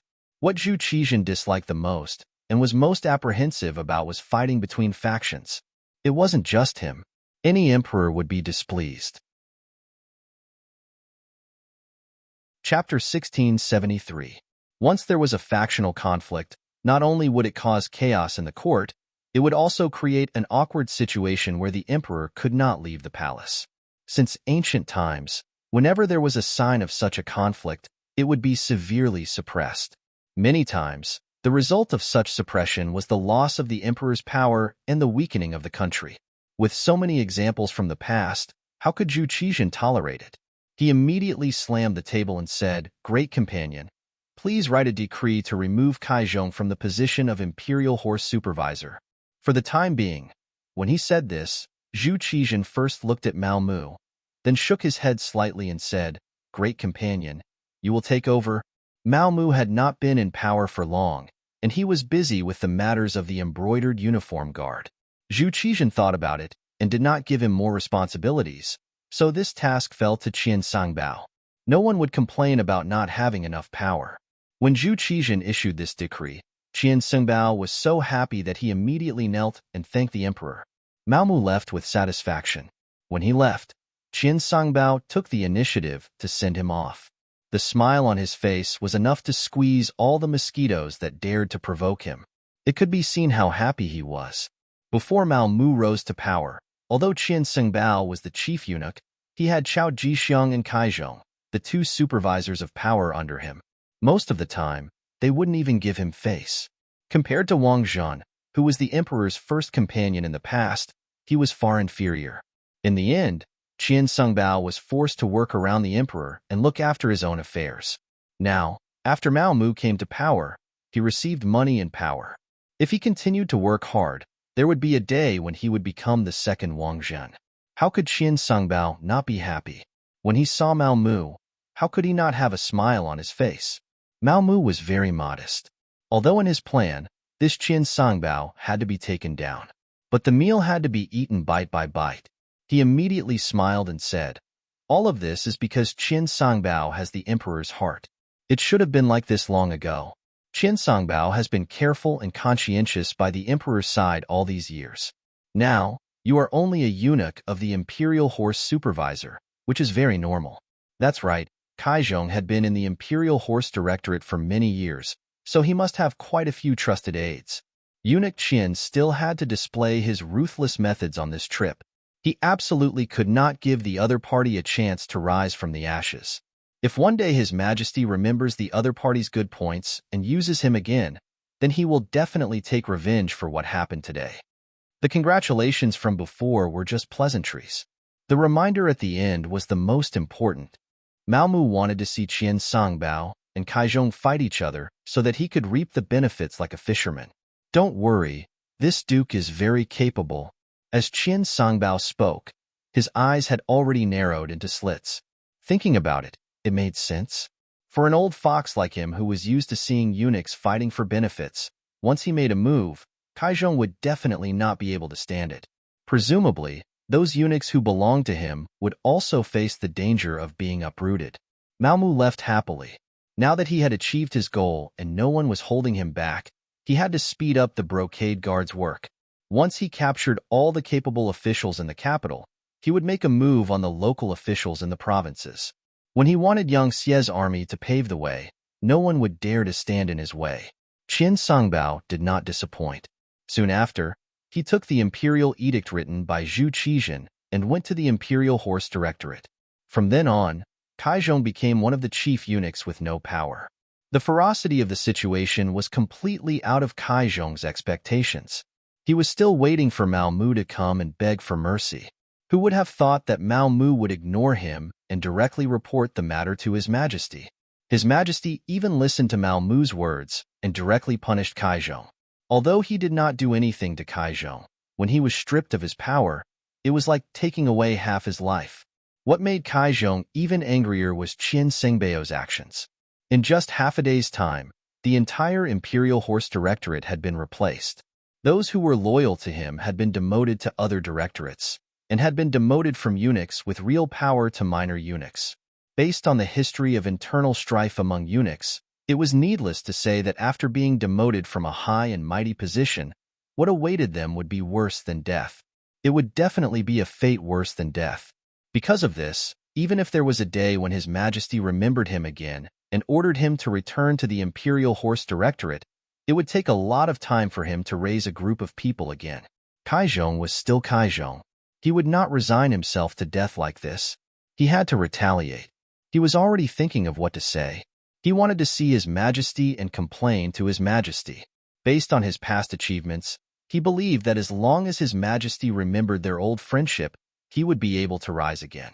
The next morning, after Zhu Qizhen had a court meeting, he learned that Qin Songbao was not at the emperor's side and had instead gone to the Imperial Horse Directorate. Kaizhong directly went to visit and had one of his trusted eunuchs by the emperor's side report that he wanted to see the emperor. That day, Zhu Qizhen was in a very bad mood. He found that the number of people in the imperial court, which was held once every 3 days, had decreased by a lot. In order to maintain the operations of the imperial court, he had no choice but to quickly promote officials. However, when he thought about how many of the officials were still inexperienced and were still young, it was still unknown whether they could take charge of the various yamens and make the huge machine that was the southern Ming Empire operate normally. Just as he was in a bad mood, he looked at the list of officials to be promoted sent by the Ministry of Appointments. When he saw that there were many names that he had not heard of before, his brows furrowed again and again. The emperor managed the officials managed the small officials managed the small officials, and the small officials managed the common people. This was the basic structure of a country. The emperor only needed to win over the hearts of the officials, and it was the same as controlling the world. However, when he had not heard of the names of the officials, could the emperor still manage them well? Would they be able to work with him and deal with the affairs of the state? At this moment, Zhu Qizhen's heart could not help but waver. Should he release the officials that the embroidered uniform guard had captured? This was just a thought, and he quickly rejected it. It was not for any other reason, but because these were all problematic officials. Once they were released and regained power, what would happen if these people no longer supported the Southern Ming Empire and instead supported the Yangtze Empire. Wouldn't that be the same as helping the enemy? Forget it. I hope that these new officials can quickly grow up. As he comforted himself like this, a eunuch came to report that eunuch Kaizhong was outside the hall and was requesting an audience. Knowing why Kaizhong was here, Zhu Qizhen originally did not want to see him. However, considering that he had been performing well and was considered loyal, he did not want to give him too much heart. Thinking about it, it was better not to disappoint the other party. He still had to comfort him and let him reflect on it. If there was a chance, he could use him again. It had to be said that Zhu Qizhen had indeed become the role model of the emperor when it came to the tolerance of eunuchs. Although some emperors also trusted eunuchs, there had never been anyone like Zhu Qizhen who, after suffering a big loss, taking a big tumble, and even dividing the great Ming dynasty into the north and the south, still did not know how to repent. Kaizhong had grasped Zhu Qizhen's mentality and dared to take the initiative to request an audience. If it were any other eunuch, they would probably hide as far away as they could at this moment. After Kaizhong received permission, he entered the hall. As soon as he entered the hall, he knelt on the ground with a plop. Following that, his face was covered in tears. First, he stated that after dividing the great Ming dynasty between the north and the south, he had traveled from the northern Ming dynasty to the southern Ming dynasty without hesitation. He had traveled thousands of miles just to seek refuge with the emperor. This was because he believed that the emperor was the sacred lord and definitely could not be compared to the despicable Zhu Qiyu. After coming to Yingtian Prefecture, he also worked conscientiously. When he saw the southern Ming Empire under Zhu Qizhen's rule, he was overjoyed and so on, and the southern Ming Empire's strength increased greatly. These were all to show off his achievements and flatter Zhu Qizhen in disguise. This was also a trick that Kaizhong often used. This trick was indeed effective. Zhu Qizhen sat on the dragon throne with a satisfied expression on his face. This was a person who was conquered by his charisma. This was enough to prove that he was more suitable to be the emperor than Zhu Qiyu. Seeing that Zhu Qizhen's mood had improved, Kaizhong began to complain tearfully. He said that Qian Sangbao and Mao Mu had joined forces to deal with him and that they could not bear to see others better than them. The reason why he used the power of the Imperial Horse Supervisor was to check and balance the power of the Imperial Horse Supervisor. It was true that the Imperial Horse Guards had arrested too many officials recently, and many of them did not have any problems. It was only because they joined the observation group and saw how powerful Yang Xie was that they came back and complained a little. Besides, the observation group was decided by the emperor. How could there be a mistake? It would have been better if Kaizhong did not mention this. When he mentioned this, Zhu Qizhen's expression changed. Speaking of which, there were three things that Zhu Qizhen regretted the most in his life. First, he should not have listened to Wang Zhan's words and personally led the army. This led to the defeat of the Timu fortress and divided the Great Ming Empire into the northern and southern Ming empires. Second, he should not have let Yang Qinong leave. If he had kept Yang Xie by his side and used his ability to help him, all of Yang Xie's achievements would have been his. This point was somewhat taken for granted. If he had kept Yang Qindong, it would be hard to say if he would have been able to put him in an important position or if he would have listened to him. After all, if an official's ability was too strong, the emperor would always be afraid of him. Over time, once the official's achievements were too great, he would be killed. Third, the matter of establishing the observation group. Originally, he wanted to see how the other party was developing so that he could know himself and the enemy. If possible, he wanted to learn from the other party's advanced things. However, he did not expect that Yang Xie was too powerful. The members of the observation group actually developed a mentality of fear and brought this atmosphere back to the capital. As a result, the expressions of the officials below changed. Before the war had even begun, everyone was already in a state of panic. The theory of failure had become a mainstream. This was why he had no choice but to use the Imperial Horse Guards to suppress this matter. Chapter 1674. Zhu Qizhen wished that no one would mention such a regretful thing, but Kaizhong took the initiative to mention it. Listening to him, he was the one who sent the observation group. Even if there was a problem, he should be responsible. This could be considered as provoking his anger. Without waiting for Kaizhong to continue, Zhu Qizhen asked angrily, What do you mean many officials have no problem? Do you mean they gave you money, so there's no problem? Kaizhong, who was talking nonstop, was suddenly interrupted and then asked such a question. For a moment, he was stunned and shocked. He didn't expect the emperor to know about this matter. More importantly, the emperor actually made this matter public. Normally, even if the emperor knew about some things, he would not say it publicly. He would only give a limited reminder. This was the scheming of an emperor. If he did not say anything clearly, he would let his subordinates think about it themselves. Often, this would have a greater effect of intimidating people. For a long time, Zhu Qizhan had done this. It indeed had a very good deterrent effect, so that the officials were a little afraid of the emperor. But what did it mean to say it publicly? Was he going to turn hostile? Perhaps it was because Kaizhong had followed Zhu Qizhan for too long and had always received the emperor's favor that he had begun to forget his own identity. He didn't think about it. He was just a eunuch, and he thought that the emperor would fall out with him. It would only take a few words to punish him. What was so difficult about that? At first, he was stunned. He was a little stunned by Zhu Qizhan's words. After he quickly reacted, his face suddenly changed and he broke out in a cold sweat. He knew that if he didn't make things clear today, not only would the emperor make a decision for him, he was afraid that he wouldn't be able to make a comeback in the future. At that moment, Kaizhong knelt on the ground with a plop and repeatedly admitted to being guilty. When he raised his head, he said, "Your Majesty, this official was protecting those officials, and Maomu also had a part in this matter. The money that those officials sent ended up in his hands, Your Majesty." He had no choice but to accuse Maomu. In Kaizhong's opinion, there weren't many people by the emperor's side now. Maomu was very favored now. If he could pull this person in, presumably, even if it was for Maomu's face, this matter would be reduced to a small matter. As long as he could get through this, he would keep a low profile for a while. When the time was right, he would rise again. He thought that he found a scapegoat, and Zhu Qizhan would let him off. Eunuchs also had to do things. He couldn't arrest everyone. However, Kaizhong didn't know that Maomu had already prepared for that. The money that Kaizhong gave Maomu had already been sent to the emperor. To be honest, Maomu didn't lack money, or Yang Shandong didn't lack money at all. Not to mention the money that was given to Zhu Qizhan. Once the southern Ming Empire became a part of the Yang faction, this money would eventually return to their pockets. When Kaizhong was still thinking that Zhu Qizhan would let him go, a roar was heard. "You still have the nerve to talk about money? How much did you embezzle?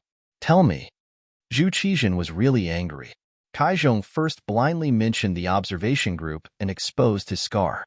Then, he didn't repent and wanted to get Maomu off the horse. Did he really think that he had a good temper? Did he really think that he didn't dare to teach him a lesson? Yes, Zhu Qizhan liked Kaizhong very much. Previously, this person was able to come to Yingtian Prefecture from Ming, which also proved his loyalty to him. However, to become a suitable subject, loyalty wasn't enough. He also needed to be capable. Not only was he incapable, but he was also very greedy. When he encountered a problem, he didn't want to admit his mistakes. He even wanted to get others off the horse to achieve his goal of making him hesitate. Such a person couldn't be easily forgiven. This. Zhu Qizhan's reaction was completely out of Kaizhong's expectations. He didn't expect that he would directly ask how much money he had received. Based on his experience of serving Zhu Qizhan all these years, since he asked this question, he must have an answer. When he thought of the punishment of the great Ming dynasty for corrupt officials, Kaizhong was afraid. He kowtowed to the ground and said, "Your Majesty, this subject is guilty. This subject is guilty." But Maomu really accepted this subject's money. At this time, Kaizhong still wanted to get Maomu off the horse to share his mistake. If he really admitted his mistake, perhaps Zhu Qizhan would really spare him for the sake of his loyalty. At most, he wouldn't put him in an important position in the future. Speaking of which, Zhu Qizhan's use of eunuchs was definitely the highest in history. However, at this time, Kaizhong still wanted to find a scapegoat. How was this admitting his mistake? It was clearly sophistry. Zhu Qizhan was completely disappointed now. He shook his head, and his voice suddenly became much calmer. "Minister Maomu has already presented the money you gave him to me. You still dare to accuse a loyal subject. You really disappoint me." Ah! Kaizhong once again let out a unique duck-like shriek. Then, he fell to his knees on the ground, as if there were no bones in his body to support him. He didn't expect Mao Mu to do this. Didn't that mean he had already sold him? He even used this as an excuse to escape punishment. He really didn't know how the word death was written. A eunuch was a eunuch. No matter how strong he was, a word from the emperor would just turn him into ashes. Kaizhong was taken away by the burly general outside the hall. When he left, he didn't beg for mercy because he knew how miserable his fate would be. At this moment, saying anything would be futile. When Mao Mu heard of this matter, it was already 2 hours later. His expression didn't change, but he was a little excited. Chao Jixiang and Kaizhong were finished like this. Should it be Qian Seng's turn to protect them next? Thinking of this, Mao Mu felt that he should do something. Compared to Mao Mu's calmness, Qian Songbao was laughing to his heart's content. After all these years, he finally felt like he was in control of the entire group of eunuchs.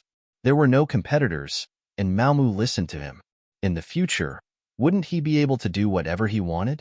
Once he completely integrated this power, he would hear in front of the emperor that was beneficial to him. In this way, no one would shake his foundation. He would become the second Wang Zhen. No.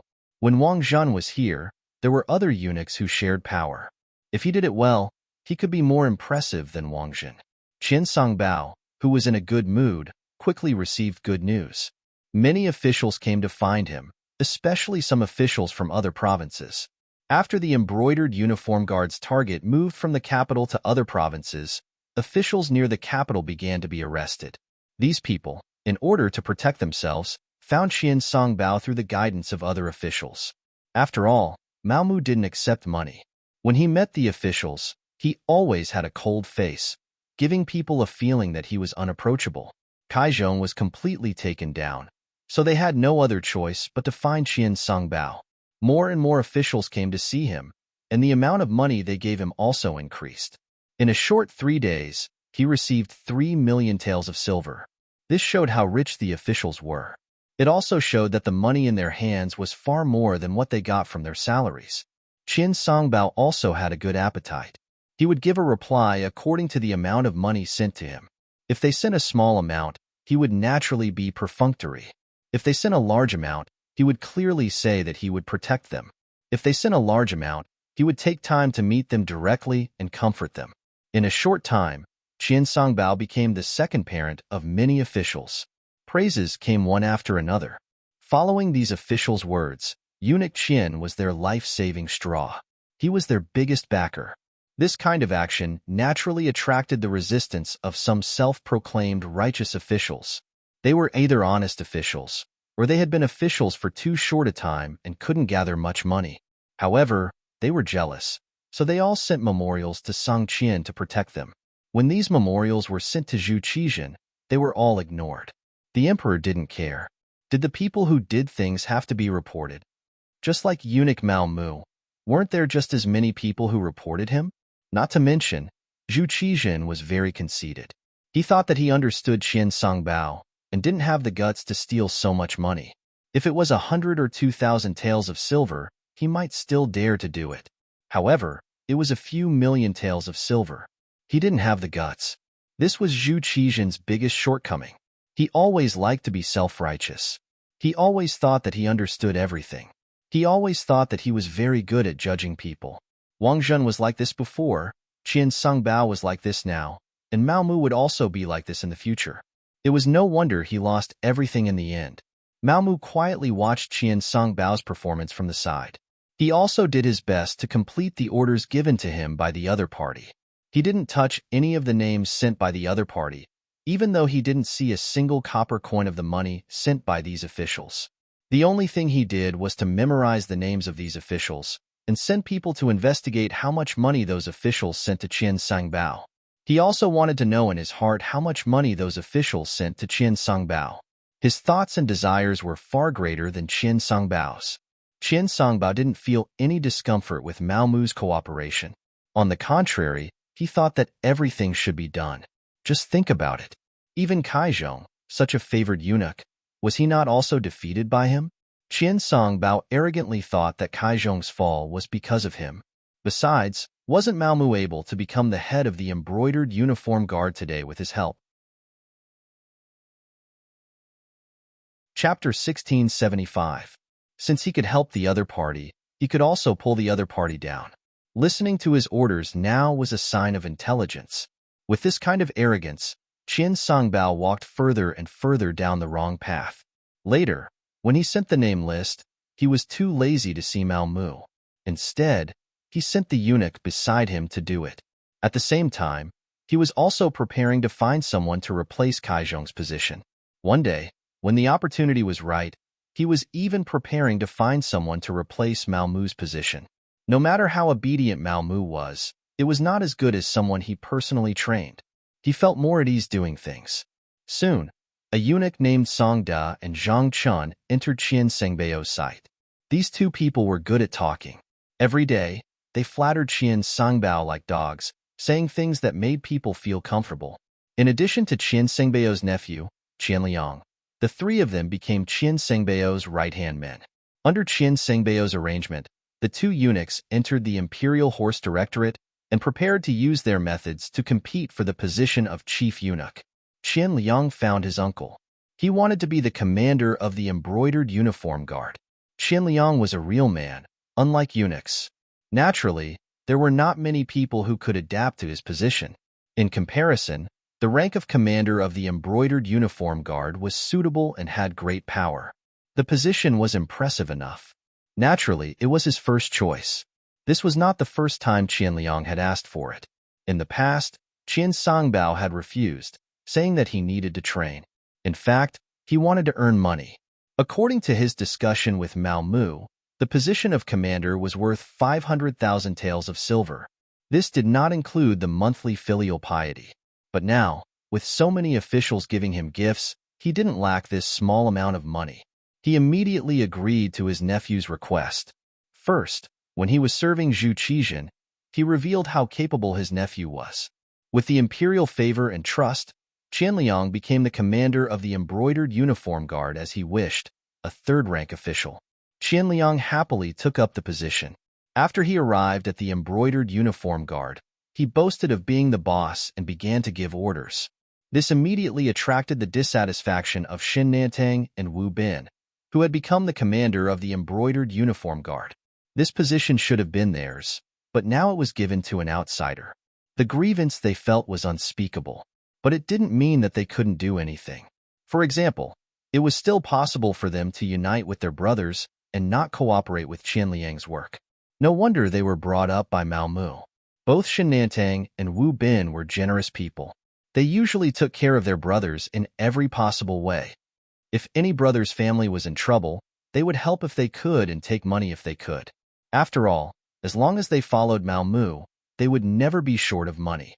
They could also intercept a lot of gray income and only needed to report it to Mao Mu. Generous and loyal, the brothers under him would naturally submit to him. When Qian Liang found that no one was listening to him after working for a whole day and everyone was patronizing him, he got angry. No matter what, he was still Qian Sengbao's nephew. He was taught by Qian Songbao, so he still had some ability. At that moment, he thought of the method his uncle taught him. He wanted to rope in a group of people by himself to achieve the goal of fighting for the right to speak. However, the greedy Qian Liang was unwilling to spend money. When facing some of the embroidered uniform guard brothers who were on the sidelines and didn't have much ability, even if he went out to eat with them, they still had to pay. Gradually, after everyone knew Qian Liang's nature, in just a few days, everyone stopped paying attention to this commander. When you didn't get anything in return, who did you think you were a fool? Qian Liang found that the brothers around him were getting fewer and fewer. When he was about to become a commander without an army, he finally felt powerless. He had no choice but to ask his uncle, Qian Songbao, for help. Soon, Mao Mu received a message from a little eunuch sent by Qian Songbao, asking to see him. In this period of time, Mao Mu had also cultivated a lot of trusted eunuchs. Among them, the most outstanding one was the eunuch called Zhu Tao. Under Mao Mu's intention, he was promoted to the position of deputy chief eunuch in the Empress Palace. Usually, when he wasn't here, it was Zhu Tao who took care of all kinds of things. Godfather, Eunuch Qin didn't come with good intentions. Zhu Tao's face was full of worry. When the little eunuch came to deliver the message, he happened to be present. Because of Mao Mu's trust, he also knew that Qianliang had hit a wall in the embroidered uniform guard. Regarding this, Zhu Tao had always been worried. He meant to worship Qianliang like a bodhisattva. No matter what, he was still eunuch Qian Sengbao's nephew. This kind of superficial work still had to be done. If it was in the past, Mao Mu could only do this. However, now that Kai Zhong had fallen from power, Chao Jixiang's power had been uprooted, and only Qian Sengbao was left. He really wasn't afraid of anything. At worst, everyone would fight. Speaking of which, he had a lot of evidence in his hands. Once he took it out, he was afraid that Qian Sengbao wouldn't be able to bear the consequences. That's right, little Taozi. You're right. This time, I'm afraid eunuch Qian will come to make things difficult for this eunuch. Mao Mu nodded. He agreed with this point of view, but he wasn't afraid. This was because taking down Qian Sengbao was originally one of his goals. Only in this way could he truly control the eunuch group. Only then could he reach the left and right harem and even part of the imperial court's power when Yang Xie launched an attack. In order to achieve this goal, Qian Sengbao must fall. With a goal, he had to do it. Mao Mu had been preparing for this. But at the same time, he was also very clear that after all, he had followed Zhu Qizhen for so many years and was called a companion. It wasn't so easy to take down Qian Sengbao. If he didn't do it well, he would be in trouble if he couldn't take down the other party. Therefore, he needed a bigger opportunity. Just last night, the group that contacted him had already sent the opportunity to him. The next problem was how to implement it. Now that Qian Sengbao asked him to go over, it was the right time to throw out the bait. He got up and walked calmly in the direction of Qingjing Hall. Along the way, Mao Mu had already thought about how to face Qian Sengbao and how to answer when questioned. As expected, in the room where Qian Sengbao was resting, Qianliang was standing beside him. When Mao Mu walked in, Qianliang immediately had an arrogant look and didn't even look him in the eye. Mao Mu was like an old monk in meditation. He didn't have any reaction to all this. But when he came in front of Qian Sengbao, he bowed respectfully and looked like he was waiting for the emperor's orders. After all, Mao Mu was now the director of the genie guards and was an acquaintance of the emperor and empress. Qian Sengbao couldn't be too arrogant. So he first squeezed out a smile and then said with a smile, "Eunuch Mao, you're here. Have a seat." "I don't dare. In front of eunuch Qian, how can I have a place?" Mao Mu replied very low-key. Haha. Qian Sengbao was very impressed with Mao Mu's attitude. Mao Mu was the kind of person who was very obedient. Basically, he would do whatever Qian Sengbao asked him to do. Not only that, but he was also very respectful every time they met. If it wasn't for the matter of his nephew, Qianliang, he wouldn't be able to find any fault with him. It was precisely because Mao Mu had always been too low-key that Qian Sengbao was very unhappy when a problem arose. In his opinion, Mao Mu was clearly looking down on Qianliang. That was equivalent to looking down on him. He really needed to give Mao Mu a beating. In Qian Sengbao's eyes, Mao Mu could be where he was today because of his recommendation. Otherwise, Mao Mu would only be a chief eunuch in the Empress Palace who didn't have much power. He was used to being complimented and couldn't stand the slightest bit of grievance. Qian Sengbao was such a person. So when Mao Mu stood firm, he expressed his displeasure. "Eunuch Mao, this duke wants to ask, who exactly does the embroidered uniform guard listen to now? Is it still the embroidered uniform guard under the emperor's command? Why is it that the embroidered uniform guard doesn't listen to the words of the emperor's personal commander? As the director of their factory, shouldn't you say something?" He was denouncing Mao Mu. Although he had already expected all of this, Mao Mu still pretended to be in fear and trepidation. His face was full of shock. How is this possible? Such a thing can't happen, right? It won't. Qianliang, come and talk to eunuch Mao. Qian Sengbao looked like he didn't want to argue with Mao Mu. At this time, he had already begun to consider whether he should arrange for someone else to manage the genie guards and remove Mao Mu. When it was Qianliang's turn to speak, he talked endlessly about what happened after he went to the genie guards. He added oil and vinegar. Qianliang didn't have any other skills, but his eloquence was quite good. After he said this, it really seemed like he had suffered a great grievance. Qian Sengbao, who was listening at the side, was very angry. Even Mao Mu had an indignant look on his face as he roared, these people are too outrageous. They should all be captured and killed." Qian Sangbao and Qian Liang were dumbfounded by Mao Mu's roar. They didn't expect Mao Mu to have such a reaction. Shouldn't he be looking for reasons and making excuses? Why did he suddenly seem to be more angry than them?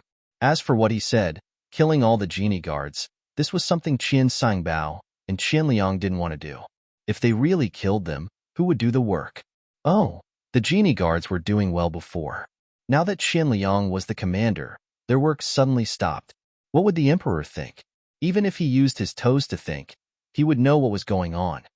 Kill. We must kill them all. Since they don't respect the commander like this, killing them is not wrong. Eunuch Qian, I ask for an imperial edict to punish all the current genie guards. If it doesn't work, we'll kill more than half of them. This way, we'll see who dares to not listen to the commander's orders. Mao Mu didn't seem to be joking. Since he was going to ask for an imperial edict, he was serious. Chapter 1676. Of course, Qian Sangbao wouldn't agree. Although he was very angry that the embroidered uniform guards didn't obey his nephew's orders. But if he had to kill them all because of this, he would not do such a thing. Therefore, the person who should be condemning him became the one who comforted him. Ayaya, Eunuch Mao, calm down, calm down. You can't do things like this.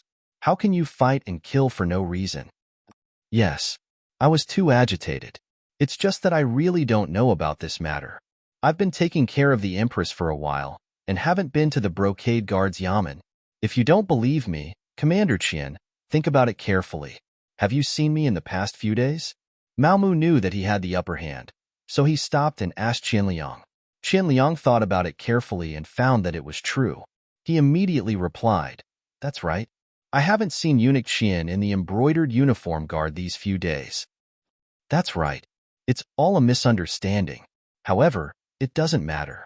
I'll go to the embroidered uniform guard and gather those brats. I'll give them a good lecture and have Commander Qian give them a good lecture. What do you think, Eunuch Qian? Mao Mu seemed to be speaking in a submissive tone. What could Qian Sangbao say when he had such a proper attitude?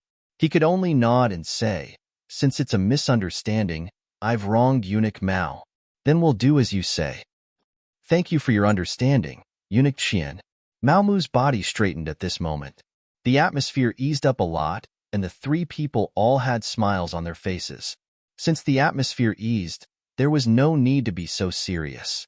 Mao Mu said, Eunuch Qian, Commander Qian, it's not difficult to deal with these embroidered uniform guards. You can do it from two aspects. The first is to give them money. With benefits, everyone will be willing to follow you. As he spoke, Mao Mu was still observing Qian Sangbao and Qian Liang's reactions. Just as he thought, both of them had a serious look on their faces after listening to him. Obviously, for misers like them, it was more appropriate for others to give them money.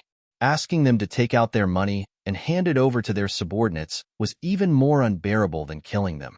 Mao Mu then continued, if we don't give them money, then we can only take the second path, which is to display enough ability to intimidate them.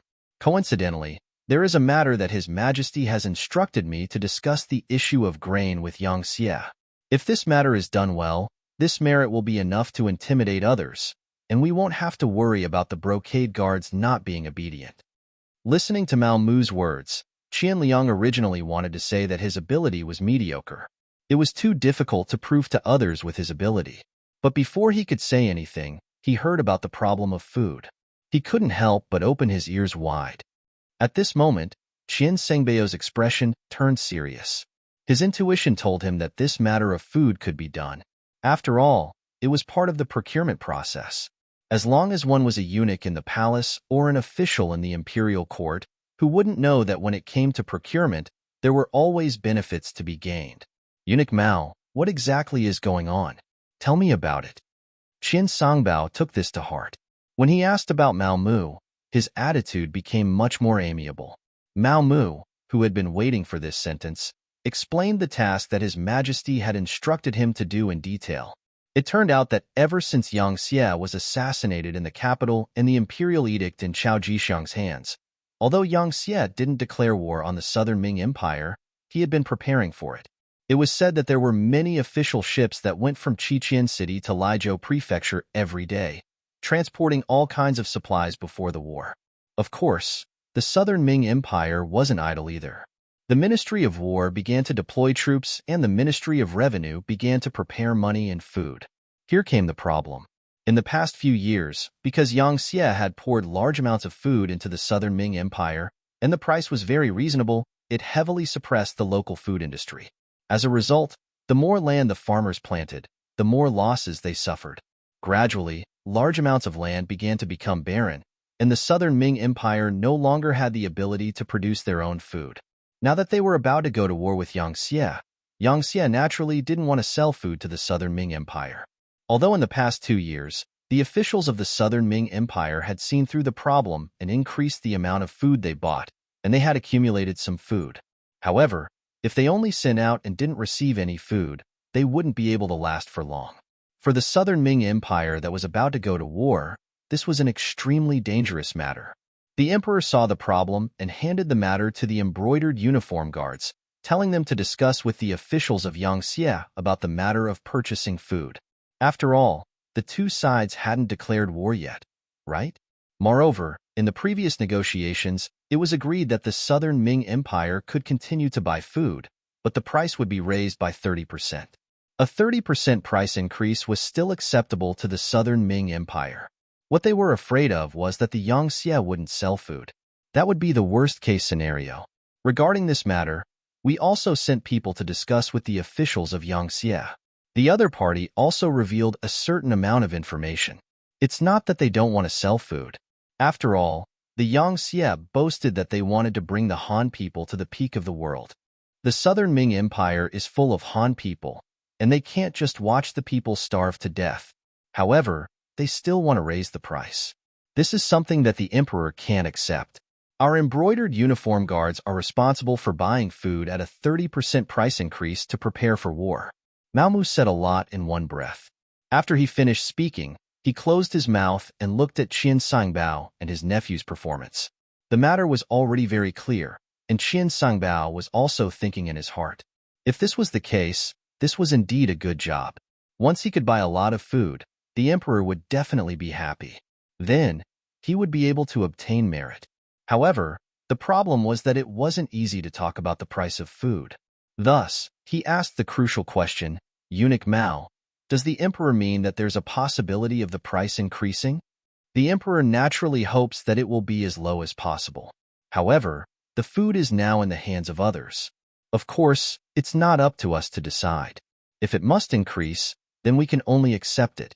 Mao Mu spread out his hands, and there was a hint of helplessness on his face. This meant that there was room for fluctuation. This way, not only could this task be completed, there might even be a lot of profit in the process. Qian Sengbao's eyes lit up. He had already decided to accept this task for his nephew. When he looked at Mao Mu, he didn't blame him at all. Not only that, his eyes were filled with admiration. It seemed that he had really wronged him before. If Mao Mu really didn't want Qian Liang to be the commander, then why would he mention such an important task? When he thought about how he had wronged him, a trace of guilt flashed across Qian Sengbao's face. He then said, Eunuch Mao, it was indeed a misunderstanding. I have wronged you. How about this? Qian Liang will accept this task. When you return, please hand over the relevant matters. What do you think? Everything will be done according to Eunuch Qian's wishes. Mao Mu pretended to hesitate for a moment, then agreed. As for whether the other party would gain merit because of this, sorry, this was originally a trap. Qian Liang was willing to fall into it, so he couldn't blame others. Mao Mu was politely sent away. Qian Sangbao and his nephew, Qian Liang, went into a secret meeting. Because of the big trouble, Qian Sangbao even called the eunuch, Songda, to help Qian Liang. After that, he repeatedly reminded Songda that the matter must be done well, so that he could show his face in front of the emperor. After Qian Liang received a good task, he was naturally very excited. Soon, he brought Songda out of the palace and went straight to Yang Xie's office in the capital. In the office, a young official, Wang Tongsheng, who was only 24 years old, was already waiting for Qian Liang to visit. Wang Tongsheng, a student of the 6th batch of Yangxia Academy in Crimson City. When he graduated, he was ranked first in all aspects and caught the eye of Yang Qindong. First, he was sent to the city lord's mansion and started from a small position. His work ability was once recognized by city lord Yu Qian. After that, he was trained by Yang Qindong. This time, he was sent to southern Ming to cooperate with Mao Mu to seize power. As a student of the Yang Family Academy, there was no need to talk about their ability. More importantly, they were loyal to their leader, Yang Qindong. In the eyes of these students, without Yang Qindong, they wouldn't have everything they had now. In addition, in ancient times, students were very respectful to their teachers. If anyone dared to violate them, they would not be tolerated by this society. This kind of student was naturally worthy of trust. Wang Tongsheng was a person who was trusted. Before he came, Yang Qindong specially called him over to give him some instructions. He was very clear about the task this time. Therefore, when he heard that someone in the office reported that the commander of the Southern Ming Brocade Guards, Qian Liang, had come to visit, a smile flashed across his face. The fish had taken the bait. Not only Qian Liang, but many well-informed people from the Southern Ming Empire also knew of Yang Shi's strength. Unknowingly, they had developed the thought of being inferior to him. Therefore, as soon as he entered the office, Qian Liang put away his arrogance and became cautious. He even smiled at everyone he met. For someone like Qian Liang, if he was born during the anti-Japanese war, he would be a complete traitor. After being led to a room, Qian Liang saw Wang Tongsheng. However, it was different from what he imagined. Wang Tongsheng immediately asked greedily, "Commander Qian, right? Such an important position must be very rich. This is the first time we meet. Do you have any greeting gift?" Qian Liang had never experienced such a thing. The moment they met, they immediately asked for money. Even the most savage and unscrupulous group of eunuchs in his eyes didn't seem to do things so blatantly. For a moment, he was stunned. Qian Liang didn't respond. Wang Tongsheng was very angry. He waved his hand and said, "Since you didn't prepare a greeting gift, you can go back. This official is tired today. We can talk about the food another day." Chapter 1677. I don't want it. Seeing that Wang Tongsheng was angry, Qian Liang immediately reacted. He stretched out his hand and said to Songda, "Quick, do you have anything good on you? Take it out quickly." Songda's face was bitter, but he did not dare to offend Qian Liang. He could only take out a small pendant from his waist. When he was serving Zhu Qizhen, the emperor was in a good mood and gave it to him. He treated it as a family heirloom. When the small pendant was taken out, it was snatched away by Qian Liang. He then presented it to Wang Tongsheng with a flattering expression. "Sir, do you like it? This is a pendant given to eunuchs by the emperor. It's all good stuff." "And not bad, not bad."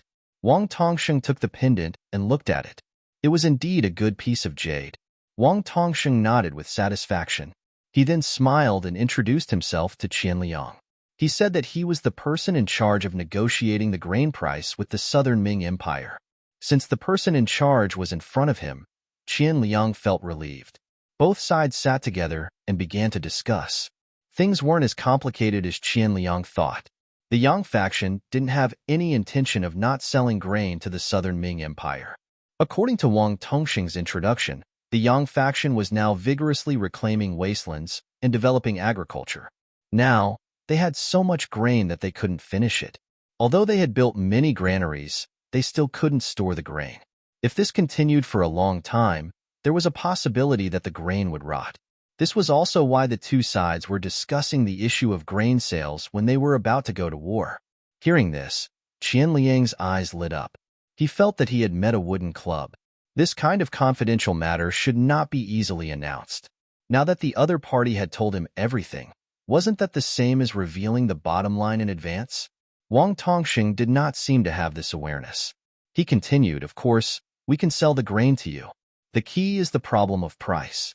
Sigh, to be honest, as a Yangxia official, it is hard. You don't know.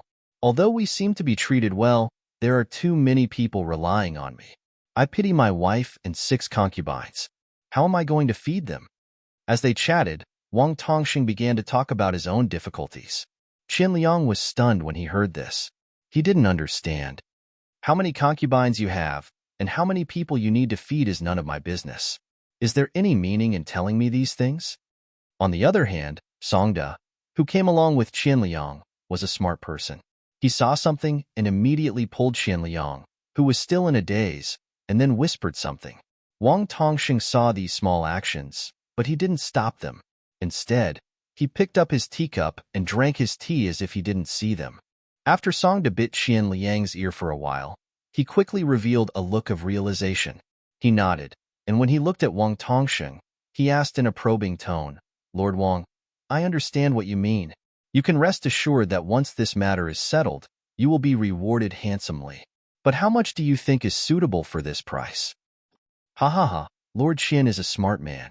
Since that's the case, the price is easy to negotiate. You can set any price, but it can't be lower than the original price. It can't be more than 30% of the original price. Of course, the higher the price, the more manipulative it will be, and the more benefits we will receive. When he heard that it was only 30% of the original price, Qianliang was naturally overjoyed. He opened his mouth and wanted to agree, but when he heard that the higher the price, the more benefits he would receive, he immediately shut his mouth and his mind began to wander. At the end of the day, there was nothing more practical than money. Money was the only thing that could be relied on and could save a life at a critical moment. As long as he had a large amount of money, so what if he didn't want to be a commander? He could be a rich man and enjoy life, couldn't he? The temptation of the silver made Qianliang's eyes light up, but he still carefully asked, Lord Wang, if that's the case, what if we double the original price of the unit price? But how much can we gain from this? It wasn't a 30% increase, but a 100% increase. This way, there would be a lot of manipulation in the middle. Of course, the Southern Ming Empire would have to pay a great price for this. But who cares? The Southern Ming Empire belonged to the imperial court, the Zhu clan, and Zhu Qizhan. It didn't belong to the 3 of them, so why would they care so much? Double the original price. This price is not bad. Wang Tongxing was very satisfied when he heard this. After thinking for a while, he said, then this official will report to Yang Xie that the price has been increased by 50%. This way, this official will be able to account for it. This way, there will be 50% of the profits, enough for us to split. Hee. Ha ha ha, very good, very good. Qianliang laughed heartily when he heard that there would be at least 25% of the profits. Neither side had expected the matter to progress so smoothly. However, they were both greedy people. What they cared about was getting the money in the bag. In order to get the silver as soon as possible without any accidents, Qianliang stood and said, in that case, I will report this matter to the court. I think there will be news soon. Good. Then I'll have to trouble Lord Qian. This official will wait here for your good news. Wang Tongxing also stood up with a satisfied smile on his face. When he saw that Qianliang and Songda were about to leave, he didn't forget to add, next time, don't forget to bring a greeting gift. This caused Qianliang and Songda to stagger and almost fall to the ground. At almost the same time, a word appeared in their minds, corrupt official. Because of this, the 2 of them trusted Wang Tongxing even more. Because only such a corrupt official would do something that harmed the Yang Xie, such as selling Yang Xie's grain to the Southern Ming Empire at a low price. This gave them the opportunity to earn a large sum of money from the difference in price. Qianliang and Songda left. They didn't know that when they walked out of Yang Xie's office, the greedy Wang Tongxing behind them had already returned to his original appearance. His expression was calm and his eyes were spirited. He didn't look like a greedy official at all. The 2 of them quickly returned to the imperial palace and saw Qian Sangbao and eunuch Zhang Chun who was serving him. Seeing that there were no outsiders, the 2 of them gave a detailed report of their meeting. They reported that Wang Tongxing had asked for a greeting gift the moment they met and reminded them to bring a greeting gift the next time they met. When Qian Sangbao heard this, he couldn't help but laugh. This Bugnam of Gojoziana, he's good at fighting and is also an excellent commander. However, when it comes to managing officials, he really isn't that good. However, this is also good. Otherwise, how can we earn money from this? Seeing that Qian Sangbao seemed to have agreed, Qian Liang went forward and said, "Uncle, this matter can be done. However, isn't doubling the original price a bit too much?" "Not much, not much." Qian Sangbao shook his head and said, "You don't understand the emperor's heart. What the emperor wants is to be able to buy grain and have enough war reserves. Besides, buying grain isn't a long-term plan. Didn't you see that the imperial court has already started preparing for spring? In the future, our land will also be able to grow grain and we won't need to buy from Yangtze. Therefore, we have to seize the opportunity in front of us to make a fortune. Otherwise, we don't know when we will have such an opportunity." Qian Sangbao was Zhu Qizhan's chief eunuch, so he naturally knew more. He also understood Zhu Qizhan's thoughts better than others. When Qian Sangbao said this, Qian Liang's eyes lit up as he said, "Uncle, since this is the case, then nephew should write a report?" "Yes, immediately write a report. Remember, you have to write down how you tried to persuade Yangtze's officials. This is a good opportunity for you to make a name for yourself," Qian Sangbao instructed. Qian Liang nodded continuously. "Uncle, don't worry. Nephew knows what to do." "All right, of the 25% profit, 15% is to be filial to uncle. All these years, uncle has taken care of nephew so much. Nephew is very grateful." Seeing Qian Liang being so tactful, Qian Sangbao laughed in satisfaction. Then he patted Qian Liang's shoulder and said, "Well said, well said. Actually, uncle is old and won't live for long. In the future, uncle's money will be left to you." "HM? Ha ha ha. Yes, yes." This scene of uncle and nephew being harmonious was seen by Songda and Zhang Chun. The two of them were envious. Why didn't they have such a good uncle? Qian Liang was a man of action. He quickly finished writing the report and even found a literate eunuch to polish it. Then, Qian Sangbao personally delivered it to Zhu Qizhan. Hearing that the matter of grain was settled, Zhu Qizhan was very happy.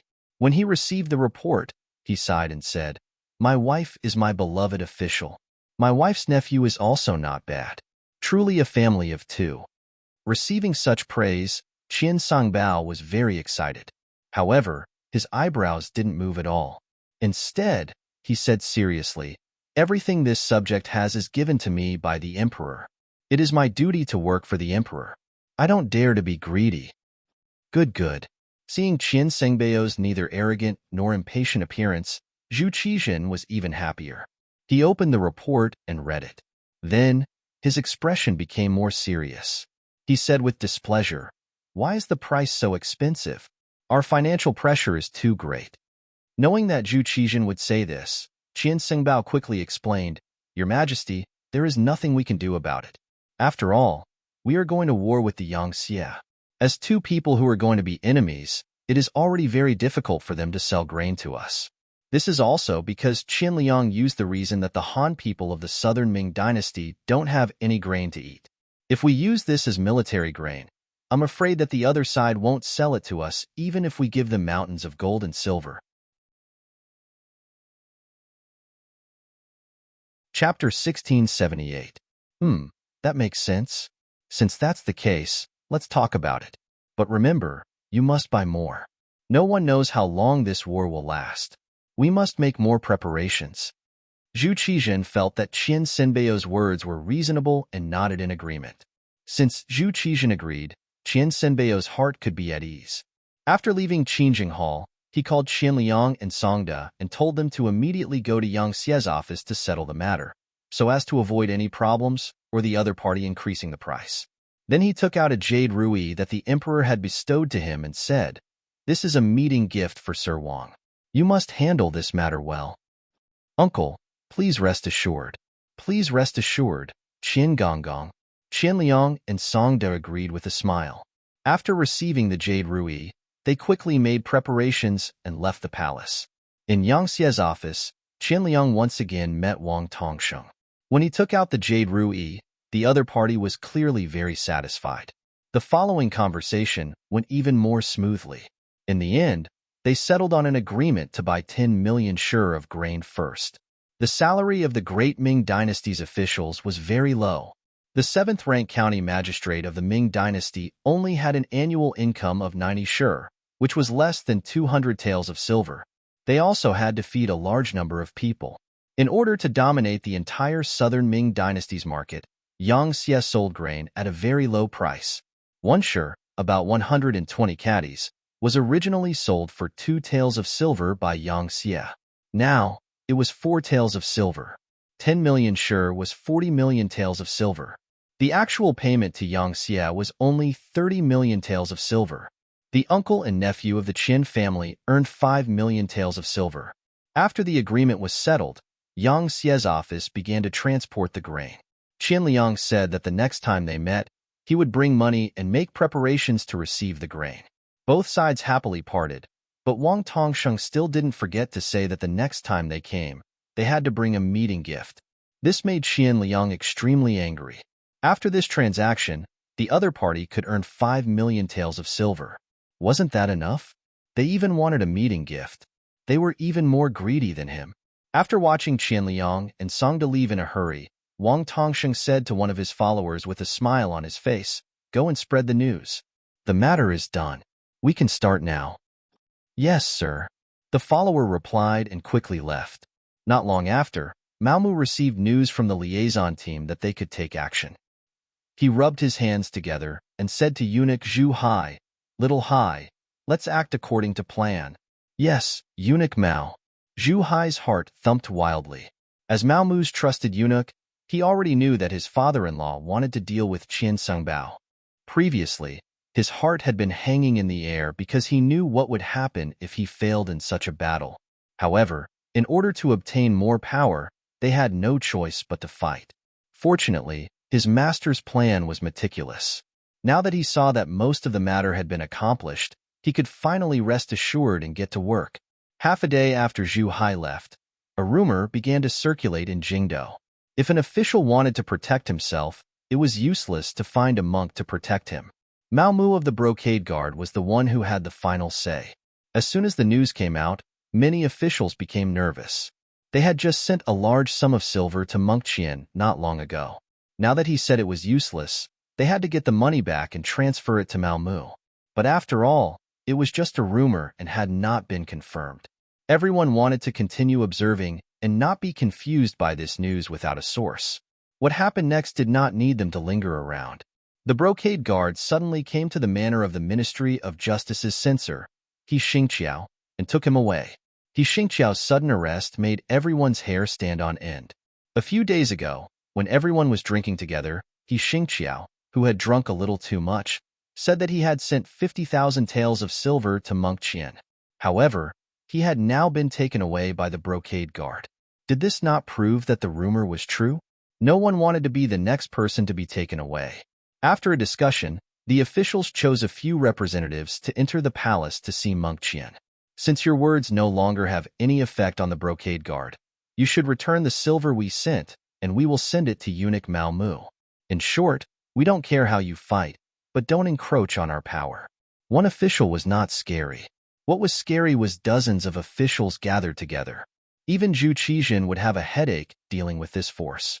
Zhu Qizhen did not know about this at this time. He was listening to Mao Mu's secret report. Since it was a secret report, of course, he would not let more people be present. Especially when he heard that this secret report was related to his partner, Monk Qian. All the eunuchs in the Qingjing Hall were driven out. Only 2 eunuchs, Mao Mu and Zhang Chun, were left. Zhang Chun, the eunuch who was regarded as Monk Qian's confidant, had another identity. He was Mao Mu's spy. There was nothing in the world that money could not solve. If it could not be solved, then money would be added. Zhang Chun had been bought over by Mao Mu long ago. That was when Zhang Chun was just a little eunuch. He entered the palace because his family was poor. Once, he was accidentally discovered by Mao Mu. That day, he happened to go out to buy silk for the empress. He saw Zhang Qin's father saying something at the palace gate. At that time, Zhang Qin's face was full of tears. With the idea of making more good karma, Mao Mu walked forward and learned that Zhang Qin's mother was seriously ill and urgently needed money. Zhang Qin's father really had no choice. Only then did he think of his son in the palace who was no longer a healthy person. But at that time, Zhang Qin was just the lowest level eunuch. He had no power, no influence, and no extra money. It was not easy to get some monthly allowance, but it was deducted by the eunuchs. There was not much left. Mao Mu took out 100 taels of silver at one time. Zhang Qian was so grateful that he wanted to kneel down on the spot. From then on, Zhang Qian became Mao Mu's man. However, because his level was too low, and Mao Mu was very low-key at that time, no one noticed this matter. From then on, Mao Mu kept giving Zhang Qian money. Zhang Qian was also a smart and capable person. Step by step, he became Qin Sengbao's right-hand man and became his right-hand man. Mao Mu brought Zhang Qian to Zhu Qizhen to report to him about the food. When Zhang Qian knelt on the ground and told Zhu Qizhen everything he heard from Qin Sangbao, Zhu Qizhen's face was gloomy. He admired Qin Sangbao very much. He felt that Qin Sengbao's words and actions were in line with his temperament. Therefore, he kept him by his side and treated him as an existence like Wang Zhen. Wang Zhen grew up with Zhu Qizhen. Otherwise, he would not be called Zhu Qizhen's partner. In contrast, Qin Sangbao came to Zhu Qizhen's side later. The reason why he was called Zhu Qizhen's partner was a kind of commemoration. It showed that the emperor did not forget Wang Zhen in his heart. In fact, they were not at the same level at all. If Wang Zhen did something out of line, Zhu Qizhen would at most punish him verbally. After that, he would still be in an important position. But if it was Qin Sangbao, then it would be different. This was someone who could be replaced. After all, he was here to replace Wang Zhen.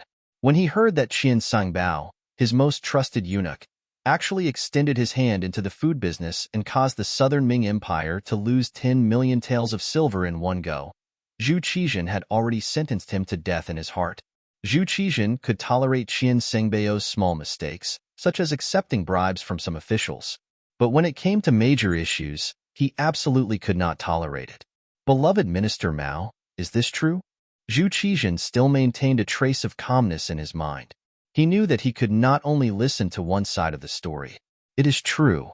Reporting to your majesty, after this subject found out about this matter, this subject has already done an investigation and sent people to question that official from the Yang family. This is the other party's testimony. As Mao Mu spoke, he handed over another memorial, which recorded Wang Tongxing's testimony. The Southern Ming Empire's officials naturally could not do anything to Yangxie's officials. However, Mao Mu was different. He was originally Yang Qindong's person. Wang Tongxing's mission was to cooperate with him. This time, he would naturally betray Qian Liang and the others. Zhu Qizhen reached out and took the memorial. After reading it, he was burning with anger. He sternly said, "Someone come, bring Qin Sangbao over to Zhan." As soon as the decree was issued, a small eunuch came over and knelt on the ground, trembling as he said, "Your Majesty, there are many officials outside. They are all looking for Qin Fengbao. They said that Qin Fengbao accepted the money but did not do anything. They are clamoring for a refund." What happened? Zhu Qizhen was stunned when he heard this. His gaze naturally fell on Mao Mu, who was standing there with a calm expression. "Reporting to your majesty, something must have happened because Qin Fengbao accepted the money from those officials. Your majesty, Qin Fengbao had already informed this subject before. However, the problem is that Qin Fengbao wanted to protect too many people. Many of them are problematic officials. They said very negative things in private. They said that our southern Ming Empire is not a match for Yangxie. If we must go to war, it would be like smashing an egg against a rock. There were also some who persuaded our southern Ming Empire to submit to Yangxie. It is absolutely impossible to not capture such people. Otherwise, there will be a big problem. Qin Fengbao still wanted to protect them. This subject was also in a difficult position. However, considering the imperial court and our southern Ming Empire, this subject still sent people to capture them. There was no need to say anything more.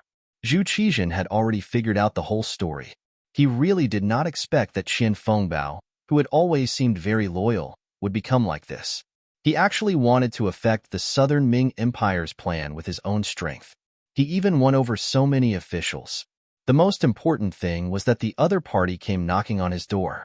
It was truly a display of incompetence and greed. There was no need to use such a person anymore. There was also no need to leave any face. Chapter 1679.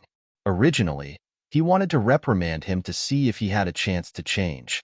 But after the official made such a fuss, Zhu Qizhen gave up all his fantasies. Beloved official Mao, arrest him. This subject obeys. Mao Mu showed a trace of hesitation. Of course, he wouldn't plead for Qian Sangbao, but he still had to act. After all, everyone knew that he was where he was today because of Qian Sengbao's help. This trace of hesitation was seen by Zhu Qizhen. He sighed in his heart at Mao Mu's benevolence and said, "All right, we know what you want to say. But Qian Sengbao's crime cannot be forgiven. You don't need to say any more. Go." Yes. Mao Mu knew that he had done what he needed to do. The next step was to uproot Qian's faction. Without Qian Sangbao, the entire group of eunuchs would be in his hands. This way, he could finally play a role in helping Yang Qindong. Think about it. With the help of these eunuchs, how could any of Nan Ming's actions escape Mao Mu's eyes? It meant that everything Nan Ming did would be known by Yang Qindong and Yang Xie. How could this battle continue? Qian Sangbao was arrested. Qian Liang, Songda, and the others were also arrested. When a large group of embroidered uniform guards appeared in front of them, Qian Liang shouted loudly, "Are your dog eyes blind? Don't you know that I'm the commander?" Qian Liang, who still wanted to show off, was met with a series of punches and kicks. He completely became obedient. As for Qian Sangbao, he shouted loudly that he wanted to see the emperor, but no one paid attention to him. He was tied up and brought to the embroidered uniform guards' prison. In the prison, Qian Sangbao finally saw Mao Mu. Different from before, one was a prisoner, and the other was an official. When he saw Mao Mu appear, Qian Sangbao changed his decadent appearance and threw himself on the iron bars in front of the cage. "Eunuch Mao, quickly go see the emperor. Tell him that this official has something to say. This subject is innocent." At this time, Qian Sangbao still had a commanding tone, which really made Mao Mu unhappy. At this time, he didn't need to lower his head like before. He changed his attitude and raised his head. "What? Eunuch Qian still think that the emperor wants to see you at this time? Think about all the wrong things you've done. His Majesty has been accommodating you again and again, but how did you repay him? You embezzled 5 million taels of grain. You really have a big heart." After a round of sarcasm, Qian Sangbao, he roared, I know, it was all you. It was you, to me. You were the one who instigated me to take on this matter. Good you. How?" Looking at Qian Sangbao, who finally understood everything, Mao Mu only shook his head. A defeated general was no longer worth him wasting any effort on this person. She reached into her bosom and took out a piece of white silk and threw it into the prison. "The emperor said that since you have served him for so many years, he will give eunuch Qian a dignified death. Kill yourself." Finishing, Mao Mu turned and left. Ignoring Qian Sengbao's angry shouts and pleas, he headed in the other direction of the prison. Wang Zhuo, Chen Sun, and the other court officials were locked up there. After these officials were captured and sent to the discipline prison, they really didn't suffer much. They were arranged to be in a clean single room. Every day, they were fed well. There was paper, ink, and brush in front of them. On the surface, it was for them to report their problems, but on the surface, it was for them to practice calligraphy. After all, there was no entertainment in prison. Practicing calligraphy could calm the mind. Although Mao Mu had come a few times before, he had never had a deep conversation. At that time, his position was not stable. Now, it was different. The chief eunuchs who were older than him had been taken down one by one. The remaining eunuchs were tactfully under him. He could finally do what he wanted in prison. He didn't need to be afraid of others spying on him or reporting him. The first to arrive was Wang Zhuo's room. When the embroidered uniform guard opened the door, Wang Zhuo was practicing calligraphy. He didn't seem to have any intention of stopping when he saw Mao Mu arrive. He had a feeling that Mao Mu was different from the other eunuchs. However, before the other party revealed his intentions, he wouldn't say anything. This one greets official Wang. When there was no one else in the prison, Mao Mu immediately gave a junior's greeting. Wang Zhuo finally put down the brush in his hand. He turned around and said, "Why is eunuch Mao doing this? Right now, you are an official and I am a prisoner. There is no need for such formalities." "No, official Wang is not a prisoner. You are not guilty. The reason why you were brought here is because I don't want you to work for the Southern Ming Empire. This is all Bugnam of Gojoseon's intention. Mao Mu finally decided to speak the truth. He also believed that at this time, Wang Zhuo should know what to do. As expected, when he said this, Wang Zhuo was stunned. After a long while, he sighed and said, Bugnam of Gojoseon really has good methods. He even has his hands in the palace. Hee. If this old man's guess is correct, eunuch Mao should have the final say in the palace. As official Wang thinks, the stones that should be moved have been moved. Right now, this subject's words still have some weight in the palace. Mao Mu replied modestly, Hee. Amazing, amazing. Wang Zhuo sighed. When he looked at Mao Mu, his attitude became more serious. However, what ability did this old man have to make Bugnam of Gojoseon calculate and arrange things like this? In fact, even if this old man was in court, the Southern Ming Empire wouldn't be a match for Bugnam of Gojoseon. This is different. Mao Mu shook his head. Bugnam of Gojoseon wants to lead the Han people to the peak of the world. If the Yangxie and the Southern Ming Empire really fight, it will only benefit the other foreign races. This is why this kind of plan is made. I hope official Wang can understand. I understand. Wang Zhuo said emotionally. Bugnam of Gojoseon's goal is to do so much for the Han people. It really makes me blush with shame. Speaking of which, this old man is about to enter the ground. If there is something I can do for our people before I pass away, it is also my wish. This meant that he was going to help. Mao Mu was waiting for this result. He immediately said happily, if Bugnam of Gojoseon knows of official Wang's choice, he will definitely be very gratified and grateful. Haha, this old man doesn't dare to accept this. Bugnam of Gojoseon should be the one receiving the gratitude of all the Han people. Alright, since it's like this, I hope eunuch Mao can wait a moment. I will write a few letters and trouble you to send them over. They are all this old man's students. They won't dare to disobey this old man's words. Please start writing, official Wang. This little one will be honored to grind ink for official Wang. Mao Mu also didn't expect things to go so smoothly. In fact, for an old official like Wang Zhuo, he had seen many wonderful things in his life. He was used to seeing the change of imperial power, the internal strife between officials, and the suffering of the common people. Now that there was finally someone who could change everything, how could they not help? Moreover, these days in prison had already made them understand that since the emperor didn't trust them, there was no need for them to risk their lives for him. It was better to go with the flow. Of course, there was another important reason. Yang Chendong definitely knew what they were doing now. Even if they couldn't enjoy this kindness, they still had children and grandchildren who could be taken care of. In this way, everything they did now would be worth it. Mao Mu grinded ink. Wang Zhuo personally wrote more than 10 secret letters. This meant that there were at least 10 officials in the court who would stand on Yang Xie's side in the battle between Yang Xie and the Southern Ming dynasty. There were many Southern Ming officials who were arrested in prison. One could imagine what kind of consequences it would cause.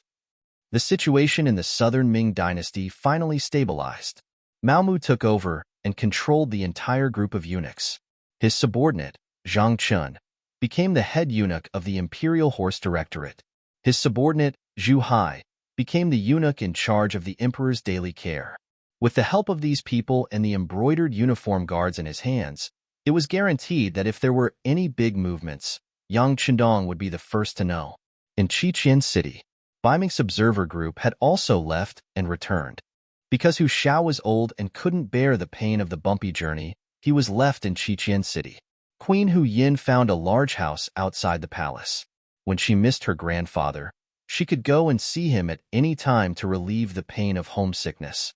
During this time, Yang Chenong met with the representatives of Biming's observer group. Among them was the leader of the observer group, the Crown Prince's junior tutor, Grand Scholar and Minister of Justice, Su Yozhen. Speaking of Su Yozhen, his fate was completely changed by Yang Chendong. In history, he made a great contribution in saving Zhu Qizhen. Later, he rebelled and was killed. Now, he was still alive and well. Not only that, but he also became the teacher of Zhu Qiyu's only son, Zhu Jianji. More importantly, Su Yozhen was Yang Chendong's subordinate. This allowed him to maintain an excellent state of mind in the upcoming battle between Biming and Yang Xie. Su Yozhen was secretly brought to a small courtyard by Yang Chendong at night. His identity couldn't be exposed yet. Under the guidance of the Black Knight Dragon Guard, Su Yozhen saw Yang Chendong in the small courtyard, who was singing to the moon. She quickly walked a few steps forward. When he got close, he knelt on the ground with a thud. Minister Su Yozhen greets the king. Haha, please rise. Yang Chendong helped Su Yozhen up with a smile on his face. He looked like a group of ministers who were enjoying each other's company. Very few people knew the contents of the meeting. Even the Black Cavalry didn't know the details. They only knew that when Su Yozhen was about to leave, he had a satisfied smile on his face. Ming's observer group finally left. What they saw and heard in Qiqian City would slowly ferment over time. Yang Chendong didn't care anymore, because he was preparing to attack the southern Ming Empire. Chapter 1680. Zhu Qizhen actually dared to let Qiao Jixiang work with Yang Chendong to deal with him, and even created an imperial edict to confer the title of the new Bugnam of Gojoseon. This was equivalent to creating an excellent excuse for Yang Chendong to attack the southern Ming Empire. He originally thought that it would take some time before he had to mobilize his troops. Everything was brought forward because of this accident. In the third month of 1468 AD, 2 months after the Southern Ming Observation Group returned, Yang Xie advanced from Guangxi to Guangdong in the name of cleaning up the emperor. The battle was about to begin.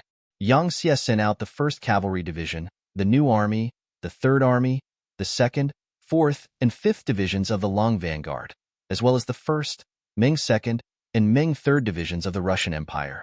Close to 300,000 troops were split into 3 directions: Guangdong, Hubei, and Jiangxi. The 1st Cavalry Division, the 5th Division of the Long Vanguard, and the 3rd Division of the Ming 3rd Division of the Jiangxi Vanguard, the New Army, the 4th Division of the Long Vanguard, and the 2nd Division of the Ming 3rd Division of the Russian Empire went to Hubei.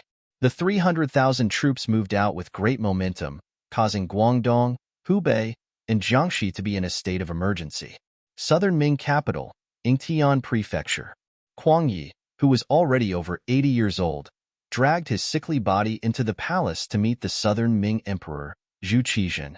Ever since he returned from Qiqian City, Kuang Yi had been sick. After all, he was old and no longer as brave as he used to be. This old man who should have died in the wooden fortress had his fate changed by Yang Chendong. However, he was finally at the end of his life. Give him a seat. Seeing Kuang Yi trembling as he walked into the hall, Zhu Qizhen shouted from the bottom of his heart.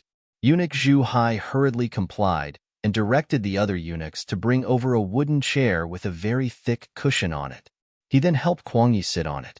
After tossing and turning, Kuang Ye's face was slightly red, which was caused by his anger. It seemed that his body really couldn't take it anymore. This old subject has come to see your majesty to ask on behalf of the officials of the Ministry of War whether the food and military equipment have been properly prepared and whether the soldiers are sufficient. Kuang Yi took a long while to finish his words. Minister Kuang, the food and weapons have been prepared. It's just that the issue of the source of soldiers is still a little troublesome. I'm afraid it'll take some time. Zhu Qizhen's voice had a trace of fear in it as he spoke. There was nothing they could do about it. The influence of the members of the observer group was too great. Under their influence, it seemed that everyone knew that Yang Xie was extraordinarily powerful. They all knew that if they were to fight with them, they would lose more than they would win. As a result, many young people were unwilling to join the army. After receiving the news, Zhu Qizhen had no choice but to give the order to capture able-bodied men. But even so, the effect was still not good. Many young people ran away from home and hid in the nearby homes. This made it difficult for the supply of reinforcements to arrive. Kuang Yi had been bedridden at home for a while, so he wasn't clear about the matters of the court. When he heard that the army wasn't fully prepared, he couldn't help but anxiously say, "Your Majesty, this can't be sloppy. Yang Xie is extremely powerful. In addition, they have countless experienced veterans. Even if we were to fight them one by one, we would still be at a disadvantage. If we don't have enough soldiers, we won't be able to suppress them with numbers. I'm afraid that it will be even more difficult to obtain victory." Yes, Minister Kuang's words, we understand. You should go back and recuperate first. Once you're well, we still need to put you in an important position. Zhu Qizhen didn't want to tell Kuang Yi about the difficulties of the court. First, it was useless. Second, it would only add to his worries. Since it was like this, it was better not to say anything. Seeing that the emperor had agreed, Kuang Yi couldn't force him too much. Trembling, he stood up and took his leave.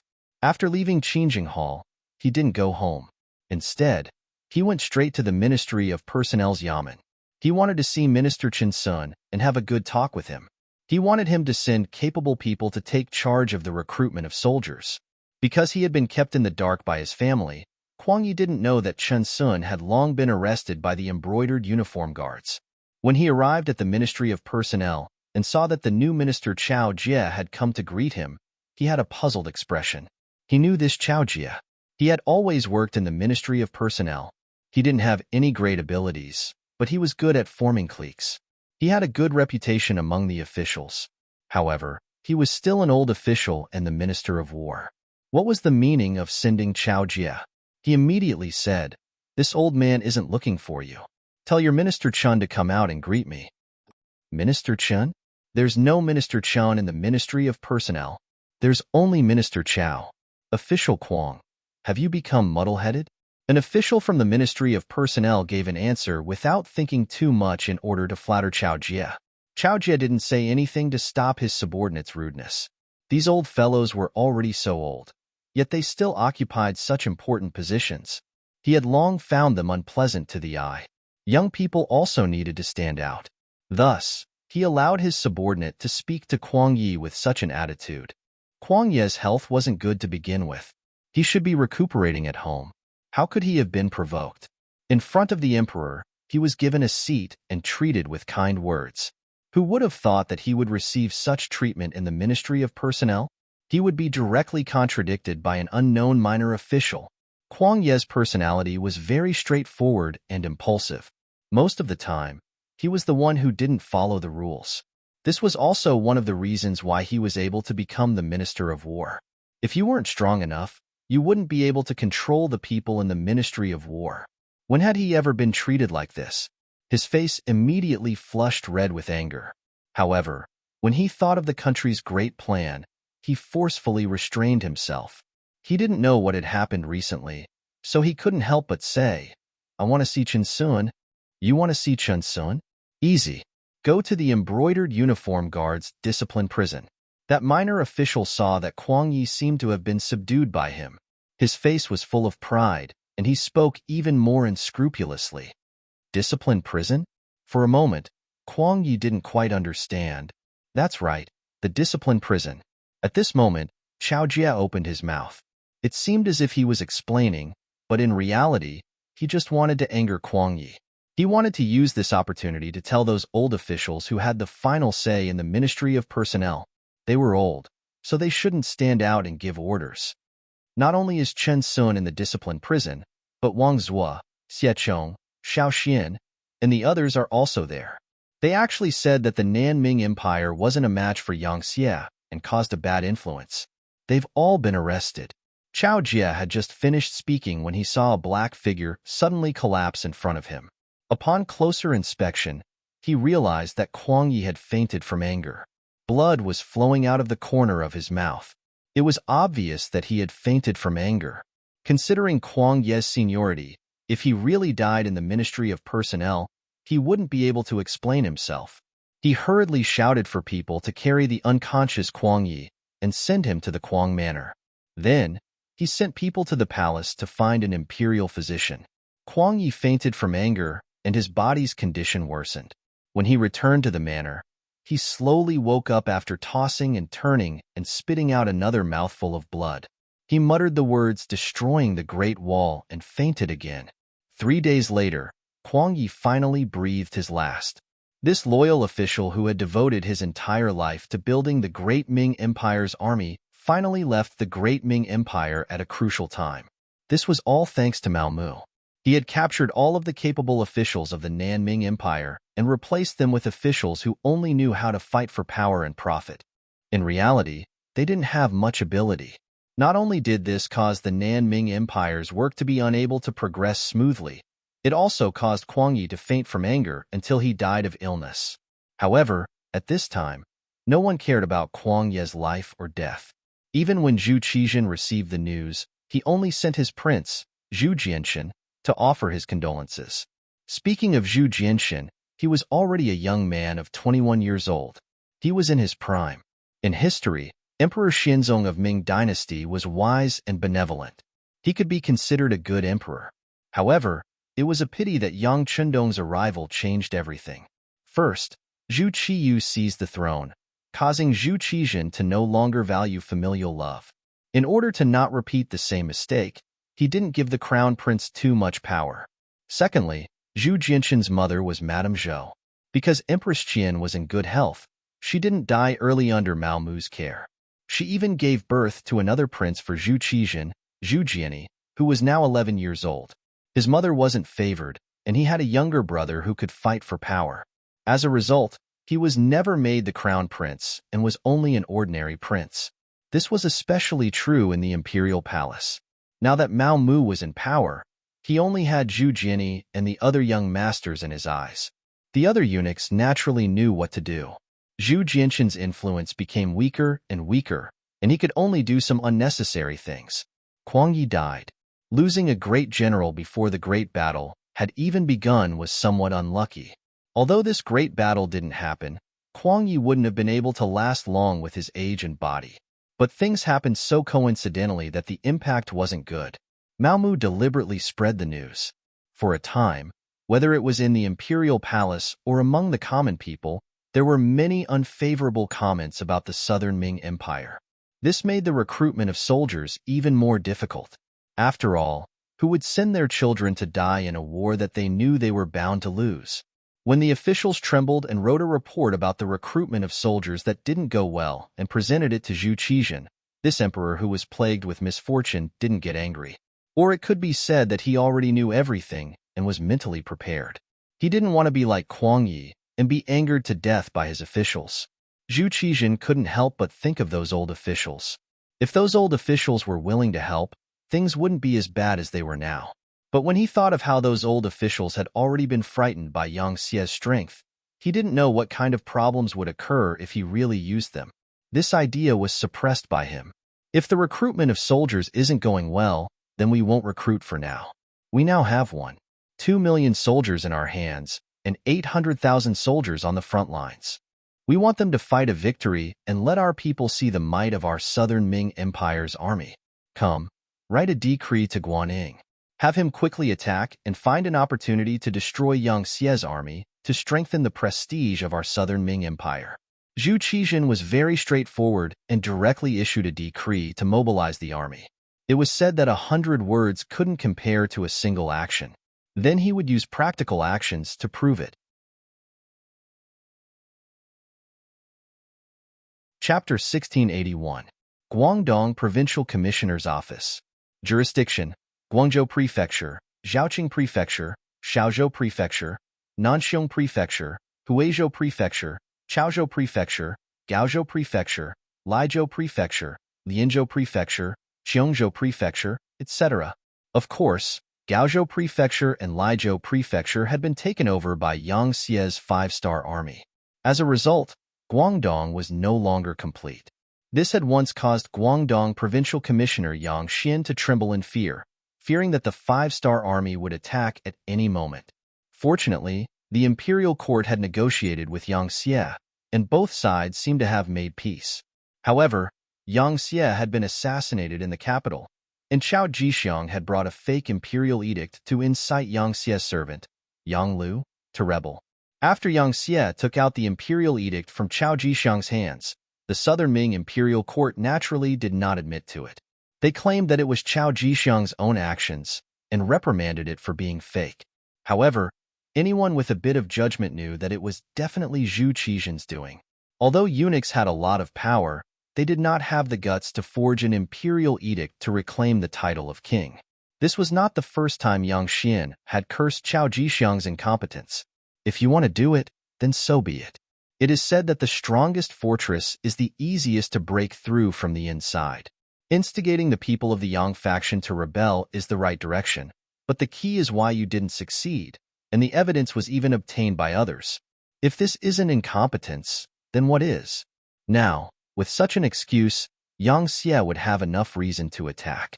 As such, Yang Xian quickly mobilized his troops and made the decision to fight against Yang Xie. At this moment, the imperial court had also seen this scene clearly. The reinforcements had arrived. When General Guan Ying brought 300,000 soldiers to Guangzhou Prefecture, Yang Xian's heart calmed down, and he hurriedly brought his officials to welcome them. After all this training, Guan Ying had finally matured and became a great general. He had 300,000 soldiers under his command, and could be said to be very proud of himself. However, if one looked closely, one could see the worry in his eyes. Guan Ying had dealt with the 5-star army a long time ago, and they had worked together to quell a riot. At that time, the strength of the 5-star army had shocked Guan Ying. Now, so many years had passed, and Yang Xie had taken over several territories of the Great Ming dynasty. The strength of the other party could be imagined. It could be said that this mission would not be easy to complete. The general died in 100 battles.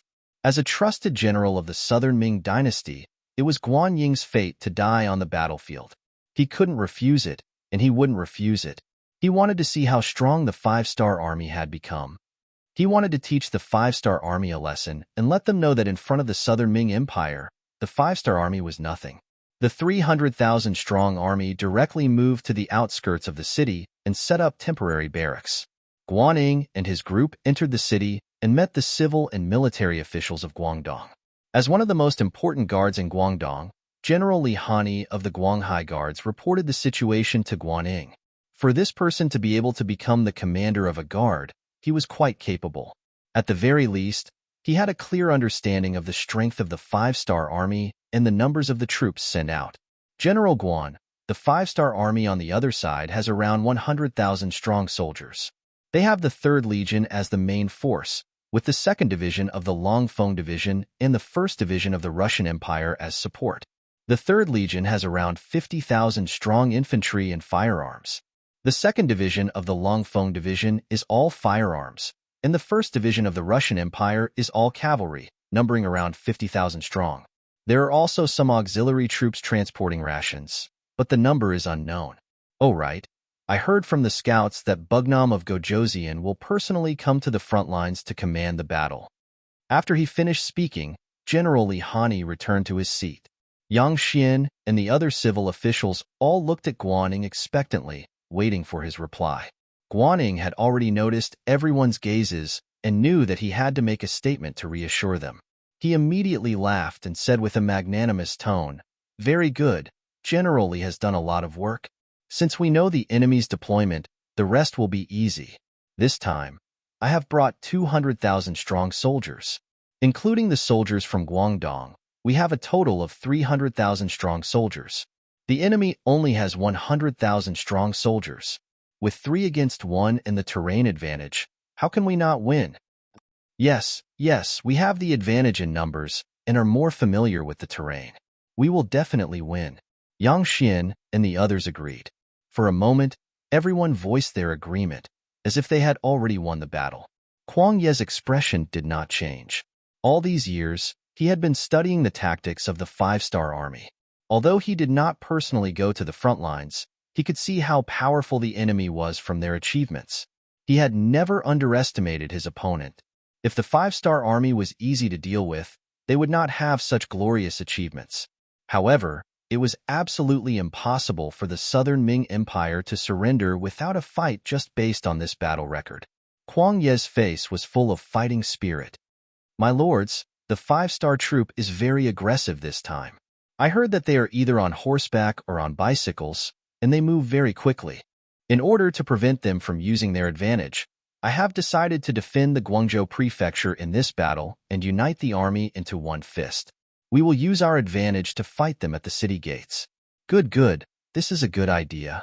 We'll combine our advantages and allow them to move too quickly. In the end, they'll still have to obediently come to the city and fight with us. Li Hani was the first to agree. The 2 generals had the same opinion, and those civil officials who didn't understand military tactics all expressed their agreement. The left envoy of Guangdong, Yang Xian, expressed that he would take care of the food reserves and ensure that the army had enough to eat. After the meeting, the Southern Ming Empire quickly took action. The Southern Ming Empire's army in the nearby cities received the order and quickly left the city to gather in the direction of the Guangzhou prefecture. In a short period of time, the Southern Ming Empire's military strength in the Guangzhou prefecture reached 450,000 soldiers. The five-star army that was marching towards Guangdong also received intelligence from the spies in the various cities. They knew that the Southern Ming Empire's army was retreating to the Guangzhou prefecture and intended to fight a decisive battle with them. Immediately, they sped up their march and headed straight for the prefecture of Guangzhou. After a few months of training, the Third Army had regained its original personnel structure. The missing personnel were transferred from Crimson City and were all carefully trained by the 1st Division of the Cold Front. With the addition of these people, Wu Sheng's confidence skyrocketed. Now, he was just waiting for the right opportunity to fight the Southern Ming Empire. In Yang Xie's army, the Third Army's composition was the most complicated. They had infantry, cavalry, and firearms. This was also because the Third Army was formed under the pincer attack of the Ross Duchy and the Golden Horde. They were far away from the rear and couldn't get any supplies or personnel to replenish their forces. Fortunately, they had persevered until now and finally achieved results. The Third Army had grown from less than 8,000 soldiers to more than 50,000 soldiers. Now, they could be described as having high morale and powerful combat strength. The Third Army was already so powerful, let alone the 2nd Division of the Cold Front. Although there were only about 10,000 of them, they were all made up of musketeers. It wasn't difficult for them to do so as they were all motorized troops.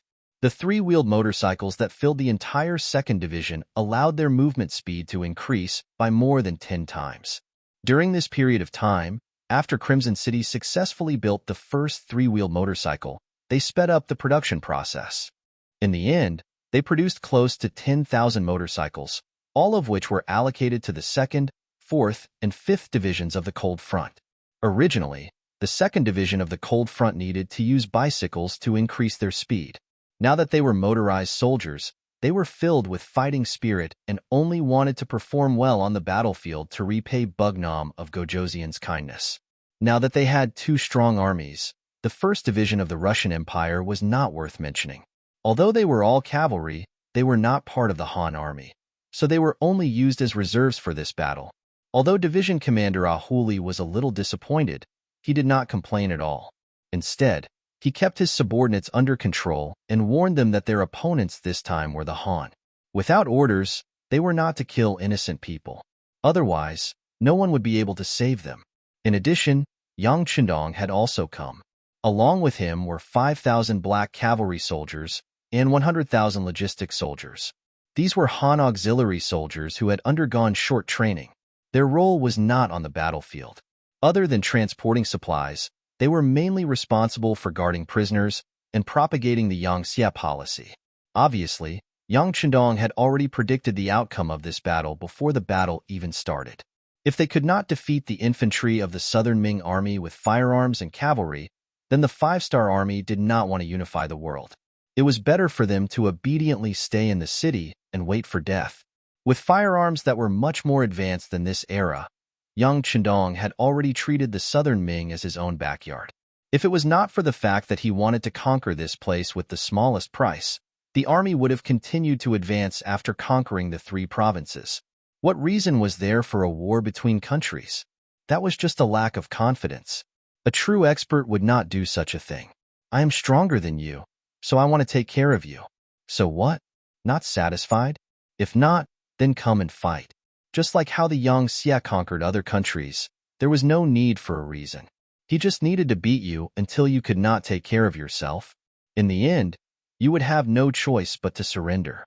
However, Yang Chendong believed that he was already very lenient towards the Southern Ming Empire, the land of the Han people. His original plan was to reform them and assimilate them at the same time. In the end, he would be able to take down the entire Southern Ming Empire without shedding a drop of blood. However, as more and more intelligence department telegrams were sent to him, he had no choice but to change his mind. When he saw the telegram that the Southern Ming Empire was preparing for war, it had caused the people to have no way of making a living. They were looking for strong men everywhere to gather food and military equipment. Most of the people were already at the point where they could no longer survive. Thus, he had no choice but to deal with the pain quickly and decided to conquer the Southern Ming Empire by force. Only then would they be able to take down the Southern Ming Empire in a shorter period of time and save the Han people. Chapter 1682. As for Chao Jixiang's matter, it was just a coincidence. This was equivalent to giving Yang Chendong an honorable reason. How could he not use it? Riding on the White Dragon, Yang Chendong charged towards Guangzhou City under the protection of the 5,000 Black Cavalry. At the same time, the vanguard of the 2nd Division of the Lung Vanguard had arrived at the city gate tower and started setting up camp 8 miles away from the city. Hundreds of light and heavy machine guns had been set up on the trenches that had been temporarily dug. Although there were only 2,000 people, there was no fear on Gao Xiang's face. In his heart, he still hoped that the South Ming army would take the initiative to attack. In that case, he would be able to make the first contribution. What was disappointing was that the South Ming army in the Guangzhou prefecture didn't seem to have any intention of doing anything when they arrived. General Guaning stopped the other generals who wanted to go out to battle. Obviously, he didn't care about the 2,500-star army that had arrived first, because his plan was bigger. Over the years, the South Ming army had developed. For example, they had created many cannons. Due to the limitations of their technology, their cannons could only fire 3 miles away, and they used solid bullets. However, when 200 cannons were set up on the city walls, it gave people a sense of security. Guaning already had a plan in his mind. This time, he would wait for the enemy to charge over. He only needed to defend. That way, his cannons could be used to attack. He wanted to take down the 5-star army's prestige on the city walls and use this battle to tell the world that the 5-star army was not invincible. Just last night, Guaning received the news that his teacher, Huang Yi, had passed away. He also knew that because of the news of Yang Xie's strength in the capital, the recruitment of soldiers was not effective. Many of the soldiers that were originally set up had disappeared. The 2.5 million soldiers that the South Ming had prepared were now only 1.5 million. They had lost 1 million soldiers. Guaning was naturally very sad about the death of his teacher. However, the battle was imminent and grief could not solve the problem. He had to think of a way to win this battle in order to better comfort his teacher's soul in heaven. At the same time, if they fought this battle well, it would strengthen the confidence of the Southern Ming dynasty and the people. Only then would they be able to recruit more soldiers and fight a long battle with the 5-star army. In the end, they would achieve the ultimate goal of not invading the Southern Ming dynasty. On this point, Guaning clearly knew his own limits. He knew that it was impossible for the South Ming Empire to defeat Yang Xie. Disregarding everything else, the other party had taken over so much territory and stationed troops everywhere. Once all of them were called back, just the number alone was enough to scare people to death.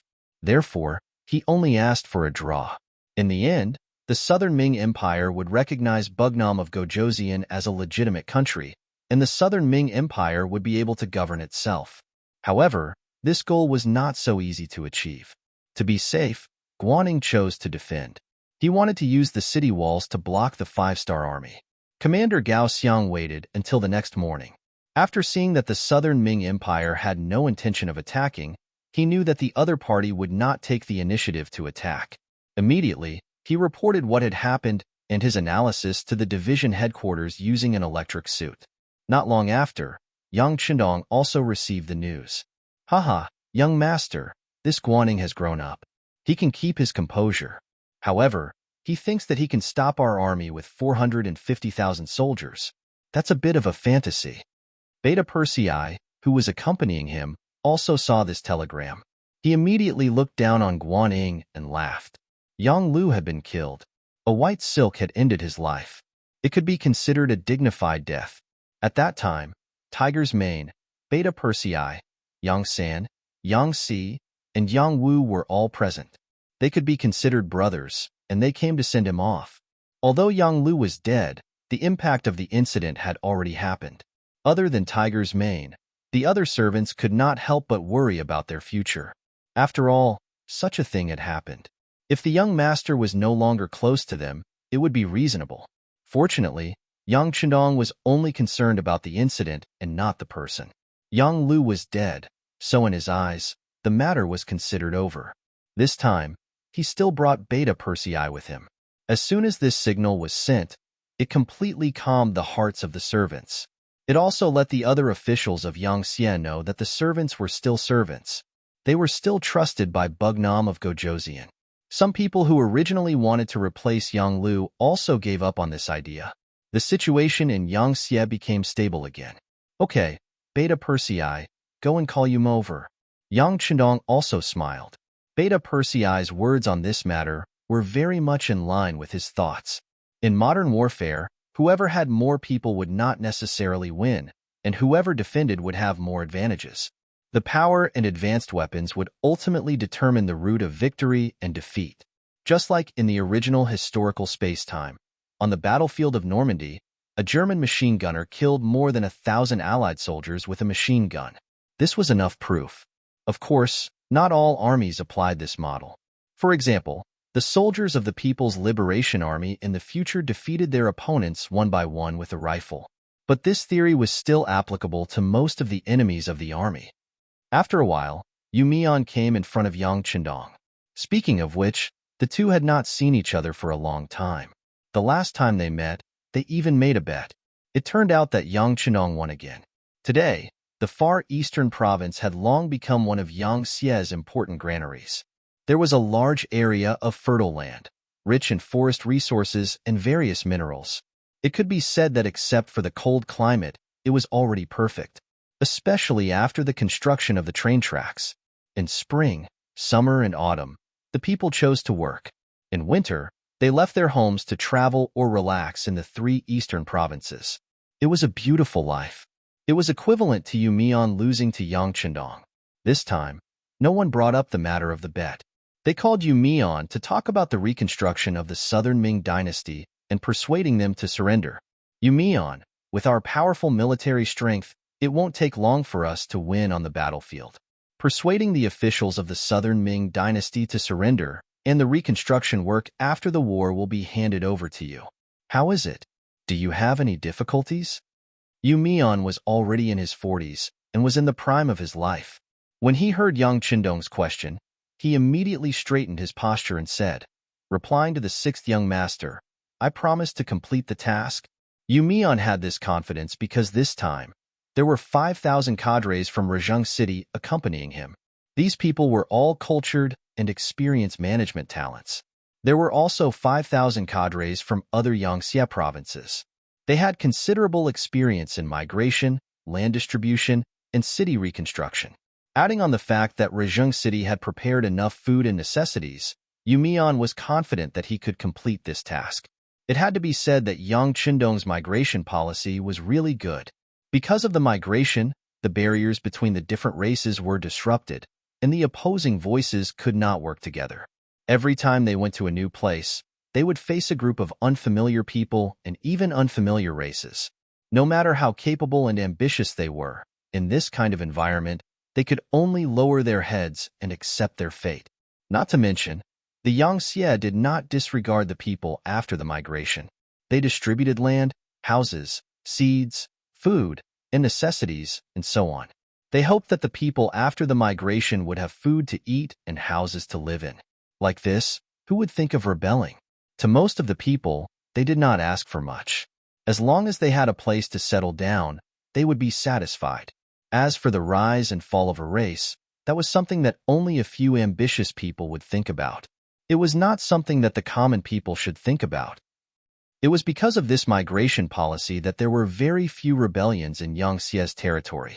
Almost every piece of land that they occupied, other than having to pay a hefty price in the beginning to provide money, after a few years, this place would begin to exert its power and provide food and money to the Yang faction. This also helped the Yang faction to grow stronger and stronger. Of course, the prerequisite for this was that most of the people were uncultured. If it was the future where everyone was familiar with the history of their race, it would be difficult to carry out such a large-scale migration, and there would be endless problems. It was also because of this that the Yangxie started to popularize culture in their territory.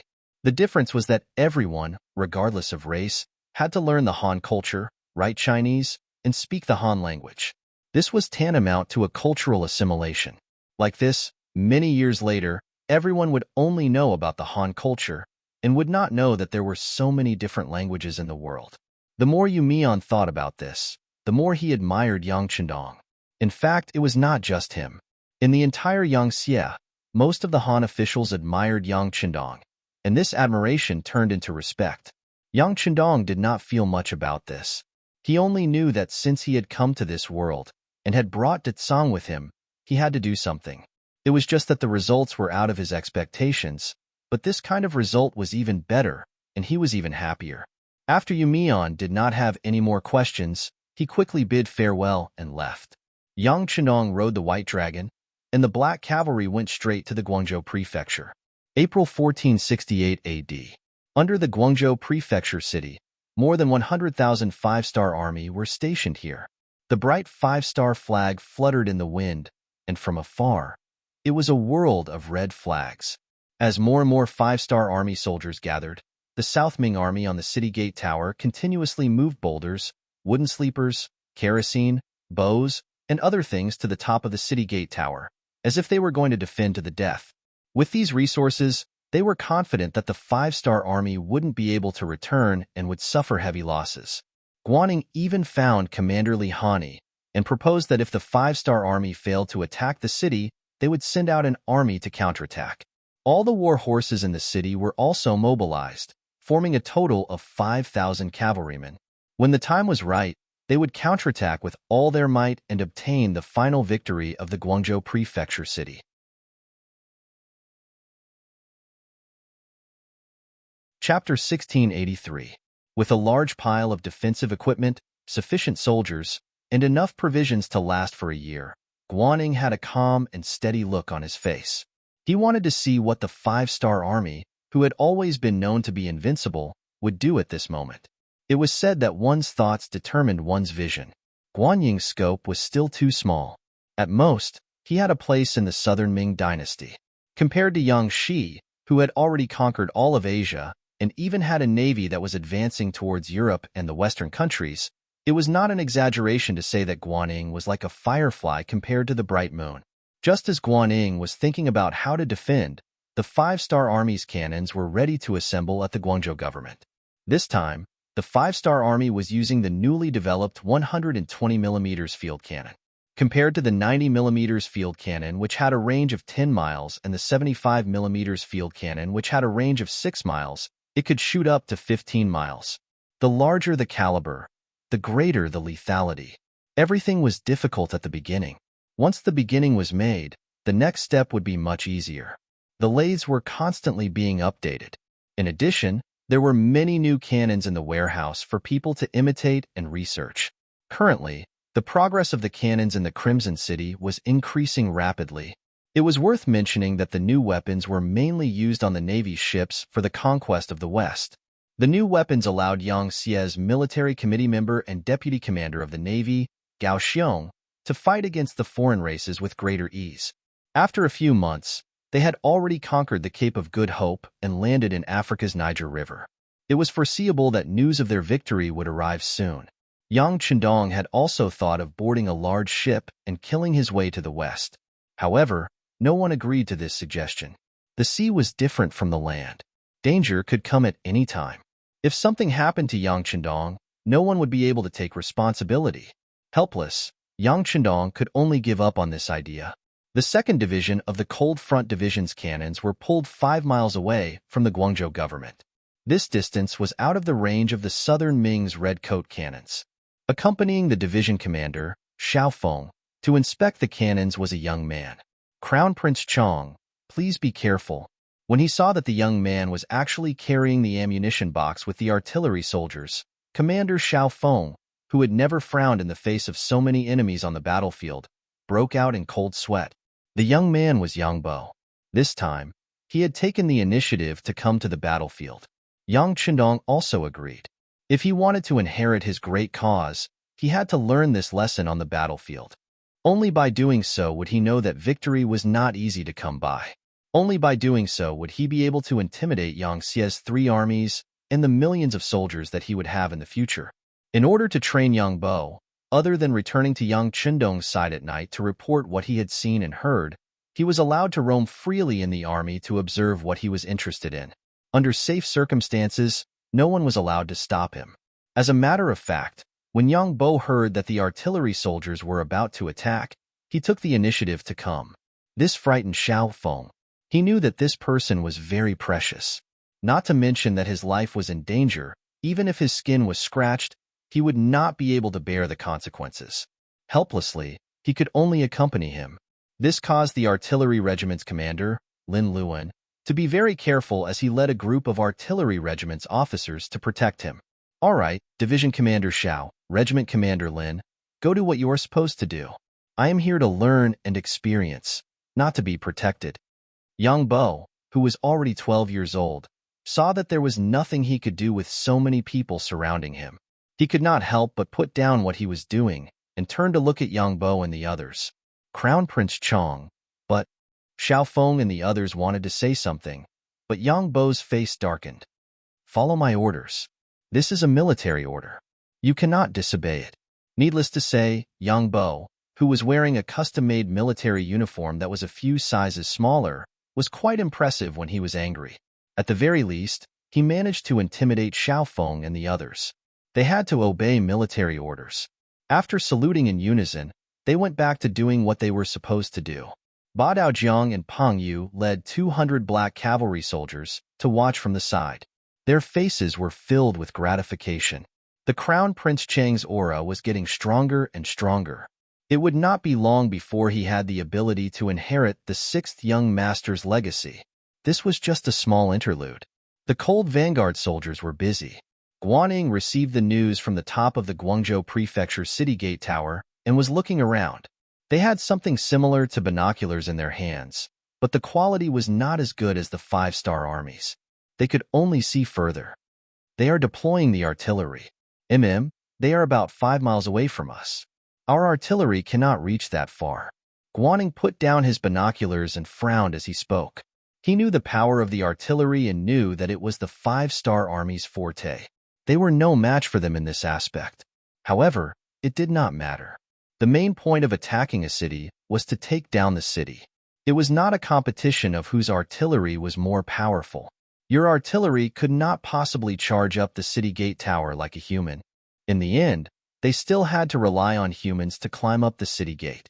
Not to mention, Guaning had already arranged enough troops in the streets of the city. This was the embryonic form of urban warfare. There were quite a lot of people in the prefecture of Guangzhou at the moment. There were more than 450,000 soldiers. In addition to the civilians who rushed over from various prefectures, there were more than 1 million people. This was because there were many commoners who had left the southern Ming Empire for Qiqian City. Otherwise, the number of commoners alone would have exceeded 2 million. Remember, when the enemy's artillery fire, you must find a place to hide. Do not run around. That will only increase the danger. Also, we don't need to arrange too many soldiers on the city gate tower for the time being. When the enemy's cannons have finished firing, the soldiers will rush up the city gate tower and give the 5-star army a fatal blow.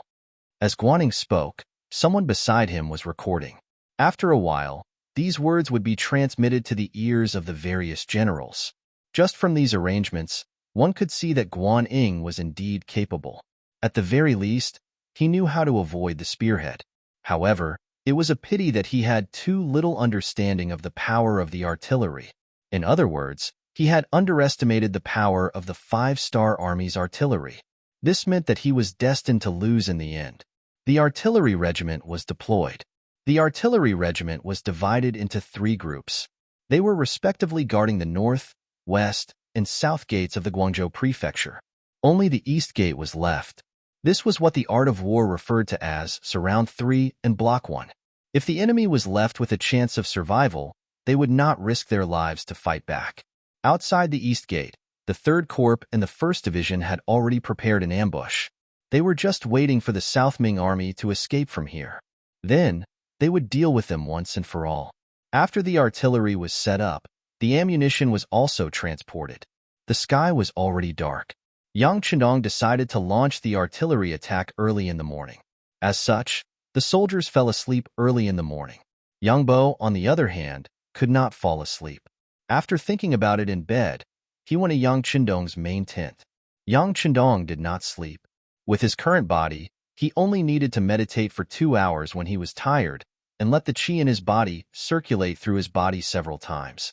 After that, he would be full of energy again. He had already passed this set of techniques to Yang Chendong. Perhaps it was because of his physique that he had transmigrated to. Yang Chendong could cultivate qi and control it well. However, Yang Bo was still unable to do so. He still needed more time to practice. Yang Chendong, who had not slept, was looking at the telegrams sent from various departments. He would ponder from time to time. When he thought of something, he would write down some instructions. When Beta Persei said that Crown Prince Cheng wanted to see him, he stopped writing and sat up straight. Yang Bo entered the tent and bowed respectfully. Then, he called out, "Father, Boer, it's already so late. Why aren't you sleeping? Are you too excited?" Haha. Yang Chendong waved his hand and called Yang Bo to sit beside him. "Father, Boer is not excited. I just don't understand some things," Yang Bo said with an expression of asking for advice. "Oh, what is it that you don't understand? Tell me about it." Yang Chendong had a fatherly smile on his face. He liked Yang Bo's attitude of asking for advice. There was nothing shameful about asking if he did not understand. On the contrary, pretending to know when he did not know would ruin things. Yes. Yang Bo took the initiative to stand up and asked with an expression of learning, "Father, you once said that your greatest wish was to bring the Han people to the peak of the world, to bring harmony to the world, and to let the Han people live the best lives. However, if we were to bombard like this, wouldn't the Guangzhou prefecture be destroyed? Wouldn't the Han people in the city be killed as well? Wouldn't that be? What would that be?" Yang Bo did not say, but he believed that his father would understand his question. Haha, very good. Bo Er's thoughts of pitying the people are good. However, it is impossible for there to be no deaths in a war. Most importantly, if we are able to eliminate the 450,000 soldiers of the Southern Ming Empire, it will play a positive role in our conquest of the Southern Ming Empire. Using this battle to determine victory and defeat will reduce the difficulty of our conquest. This is very worthwhile. Furthermore, be it the soldiers or the people in the city, they are not innocent. The soldiers were ordered to fight. If we don't kill them, they will kill us. As for the people, when we gave them the chance to leave from the various ports and head to Chichen City, many of them left obediently. However, there are still some who stayed behind. Do you know why? This? Yang Bo pondered for a moment before saying, "I'm afraid that the people who stayed behind do not trust us. They still have fantasies about the Southern Ming Empire." Very good. Boer is right. Since they do not trust us, and they have made their own choice, they are our enemies. We cannot show mercy to our enemies, so it is not wrong to bombard them. Of course, they are Han people after all. If they did not help the Southern Ming Empire and chose to abandon the city and escape, Father will do his best to be merciful and not take their lives. However, if they did something wrong, they will be punished. All of their assets will be confiscated, and they will be put through labor for 1 to 3 years. After they are released, they will still be Han people and can enjoy the fruits of our labor. This is a reward and punishment.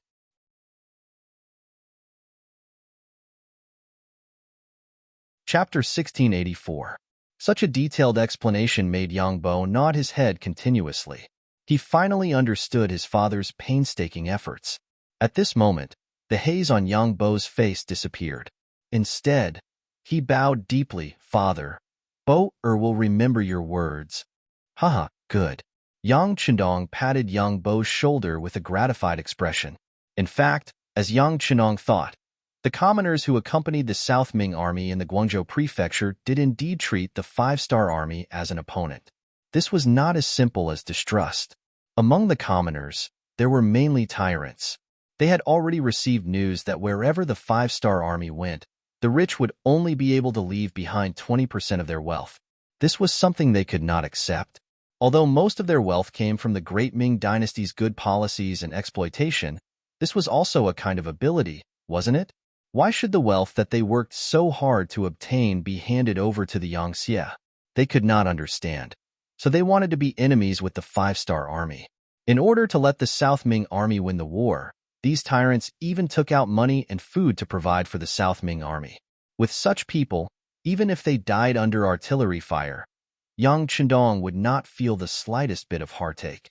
Other than these tyrants, there were also some elderly people. They did not want to leave their homes. Even if they died, they wanted to die in their homeland. Of course, the proportion of such people was very small. There was also a group of scholars from the great Ming dynasty.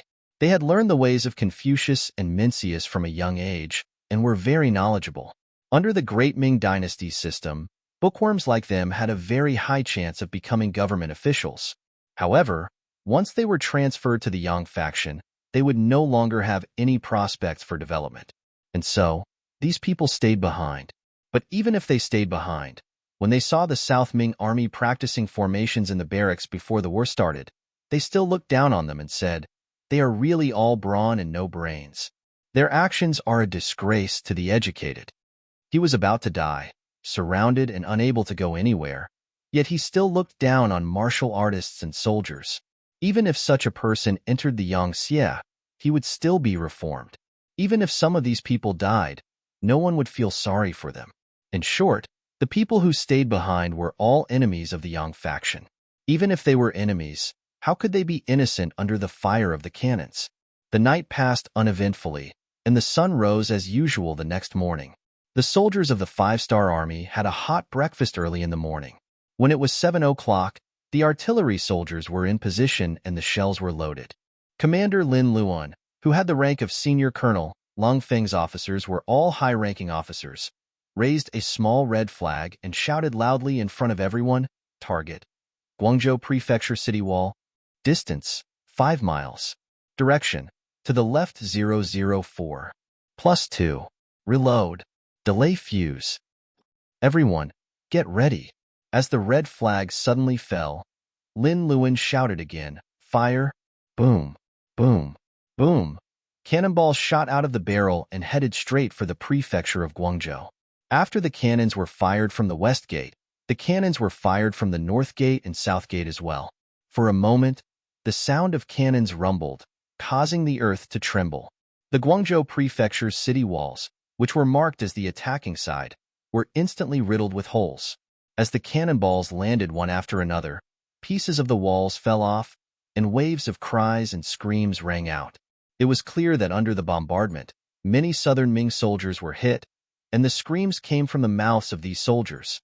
The southern Ming soldiers couldn't even raise their heads after being hit by the blazing flames one after another. These country bumpkins finally saw the power of the Yangtze cannons. It was definitely not something their red coat cannons could compare to. The 200 red coat cannons that were set up in the surroundings were now in a miserable state. Under the barrage of cannon fire, it was smashed into a pile of scrap metal. It was impossible for it to display its strength. Hearing that the cannons were all destroyed, Guan Ying's face showed a look of heartache. However, the southern Ming generals beside him did not notice this. Instead, they kept flattering him. "Thanks to the general's great foresight, we had the soldiers withdraw from the city tower in advance. Otherwise, the losses this time would be too great. Yes, I really did not expect the five-star army's cannons to be so powerful. Of course, they did not expect that we had already made arrangements under the general's orders. Ha ha ha. This time, these cannons are destined to return empty-handed. When they are done, it will be time for us to show our power." The generals were all talking at once, one after another. Those who did not know would think that they were already the victors. After half an hour of artillery fire, the explosions finally became weaker and weaker until they completely disappeared. Guan Ying's expression returned to normal. Although the red coat cannons that he had arranged were destined to not be of much use, it was still a great contribution to preserve the main force of the army. Now, it was up to their own skills. "Come, send everyone up to the city tower. The cannons have stopped firing. The five-star army should be preparing to attack."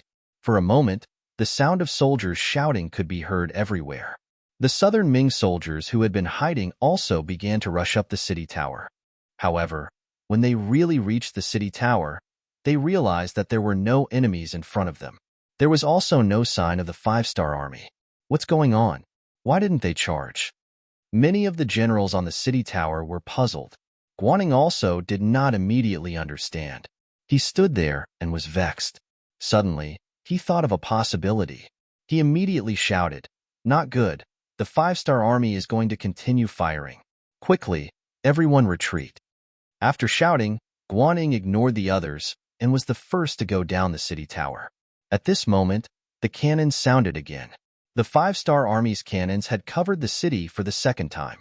As a person from the future, Yang Chendong was naturally more familiar with the use of cannons than other people. For example, the second cannons had already been used during the anti-Japanese war. This method would often cause the enemy to be unable to grasp the situation and would often cause them to pay a heavy price. Previously, Yang Chendong did not know that Guaning had withdrawn the army in advance. The second cannons that he ordered were just a habit.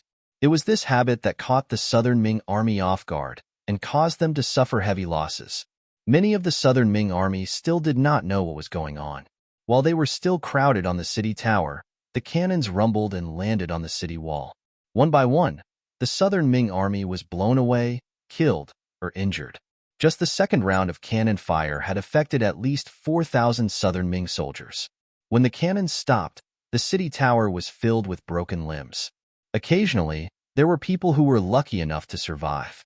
However, they were also injured and crying in pain. At this time, there were no effective anti-inflammatory drugs. Once the injuries were too serious, they were basically waiting for death. Less than 4 hours after the battle started, there were already more than 1,000 injured people. Moreover, these people might not be able to be treated. Guanying's expression became even uglier. He was not afraid of the five-star army attacking the city. With his preparations in advance, as well as the sufficient troops and food in the city, he was confident that he could fight a big battle with the five-star army. Even if he could not win, he would be able to remain undefeated for a certain period of time. However, the feeling of not being able to see anyone and being hit by long-range cannons was really not good. It gave people a feeling that they could not use their strength. The cannons stopped for the second time. This time, the five-star army moved. However, they only sent out a few people. Each of them held a metal loudspeaker and came to a place 1 arrow away from the city tower. They shouted loudly, "Southern Ming Army, listen up. The five-star army is willing to accept the injured southern Ming soldiers because we are all Han people. You just need to use a crane to lower them down from the city tower. Then, our army will take them away for treatment to save their lives. There is no need to thank us. If you want to thank someone, thank your parents for giving birth to you in the land of Han people. Southern Ming Army, listen up. The five-star army is..." The shouts came again and again. Several people took turns to shout. There were people below the city gates. This way, they could ensure that the southern Ming soldiers in the city could hear them clearly. After another half an hour, the people who had shouted finally turned around and left. Seeing the five-star army leave, a few generals looked at Guaning worriedly and asked, "General, what should we do? How is this treating a patient?" This was clearly a psychological tactic. This was to buy people's hearts and also to mess up their morale. How could Guaning not know what was going on? However, the other party did not attack the city. What could he do? Thinking that he could not mess up before attacking the city, Guaning gritted his teeth and said, "Find the best doctors in the city and let them treat the injured. This will calm the soldiers down." This was clearly going against the five-star army. It was also telling the soldiers that the five-star army could save them. The southern Ming imperial court could also save them. They just needed to work hard. As expected, this move was effective. When the other southern Ming soldiers saw the injured being carried into various hospitals and the doctors running over to treat them, they were very happy. This also indirectly proved that if they were injured, they would not be abandoned. This meant that they had a higher chance of survival. After breaking the psychological breakdown of the five-star army, before they could take a breather, the sound of cannons rang out again. However, this time, the cannons did not land on the city tower. Instead, they fired towards the Guangzhou prefecture. For a moment, the sound of cannons could be heard everywhere in the city. Because some places were made of wood, they were directly set on fire. The cannons directly extended into the city and caught the southern Ming army off guard. Without enough preparation, they suffered heavy losses. You're tuning in to the Warrior Lore YouTube channel. Don't forget to subscribe and join us on this journey to catch the most captivating stories.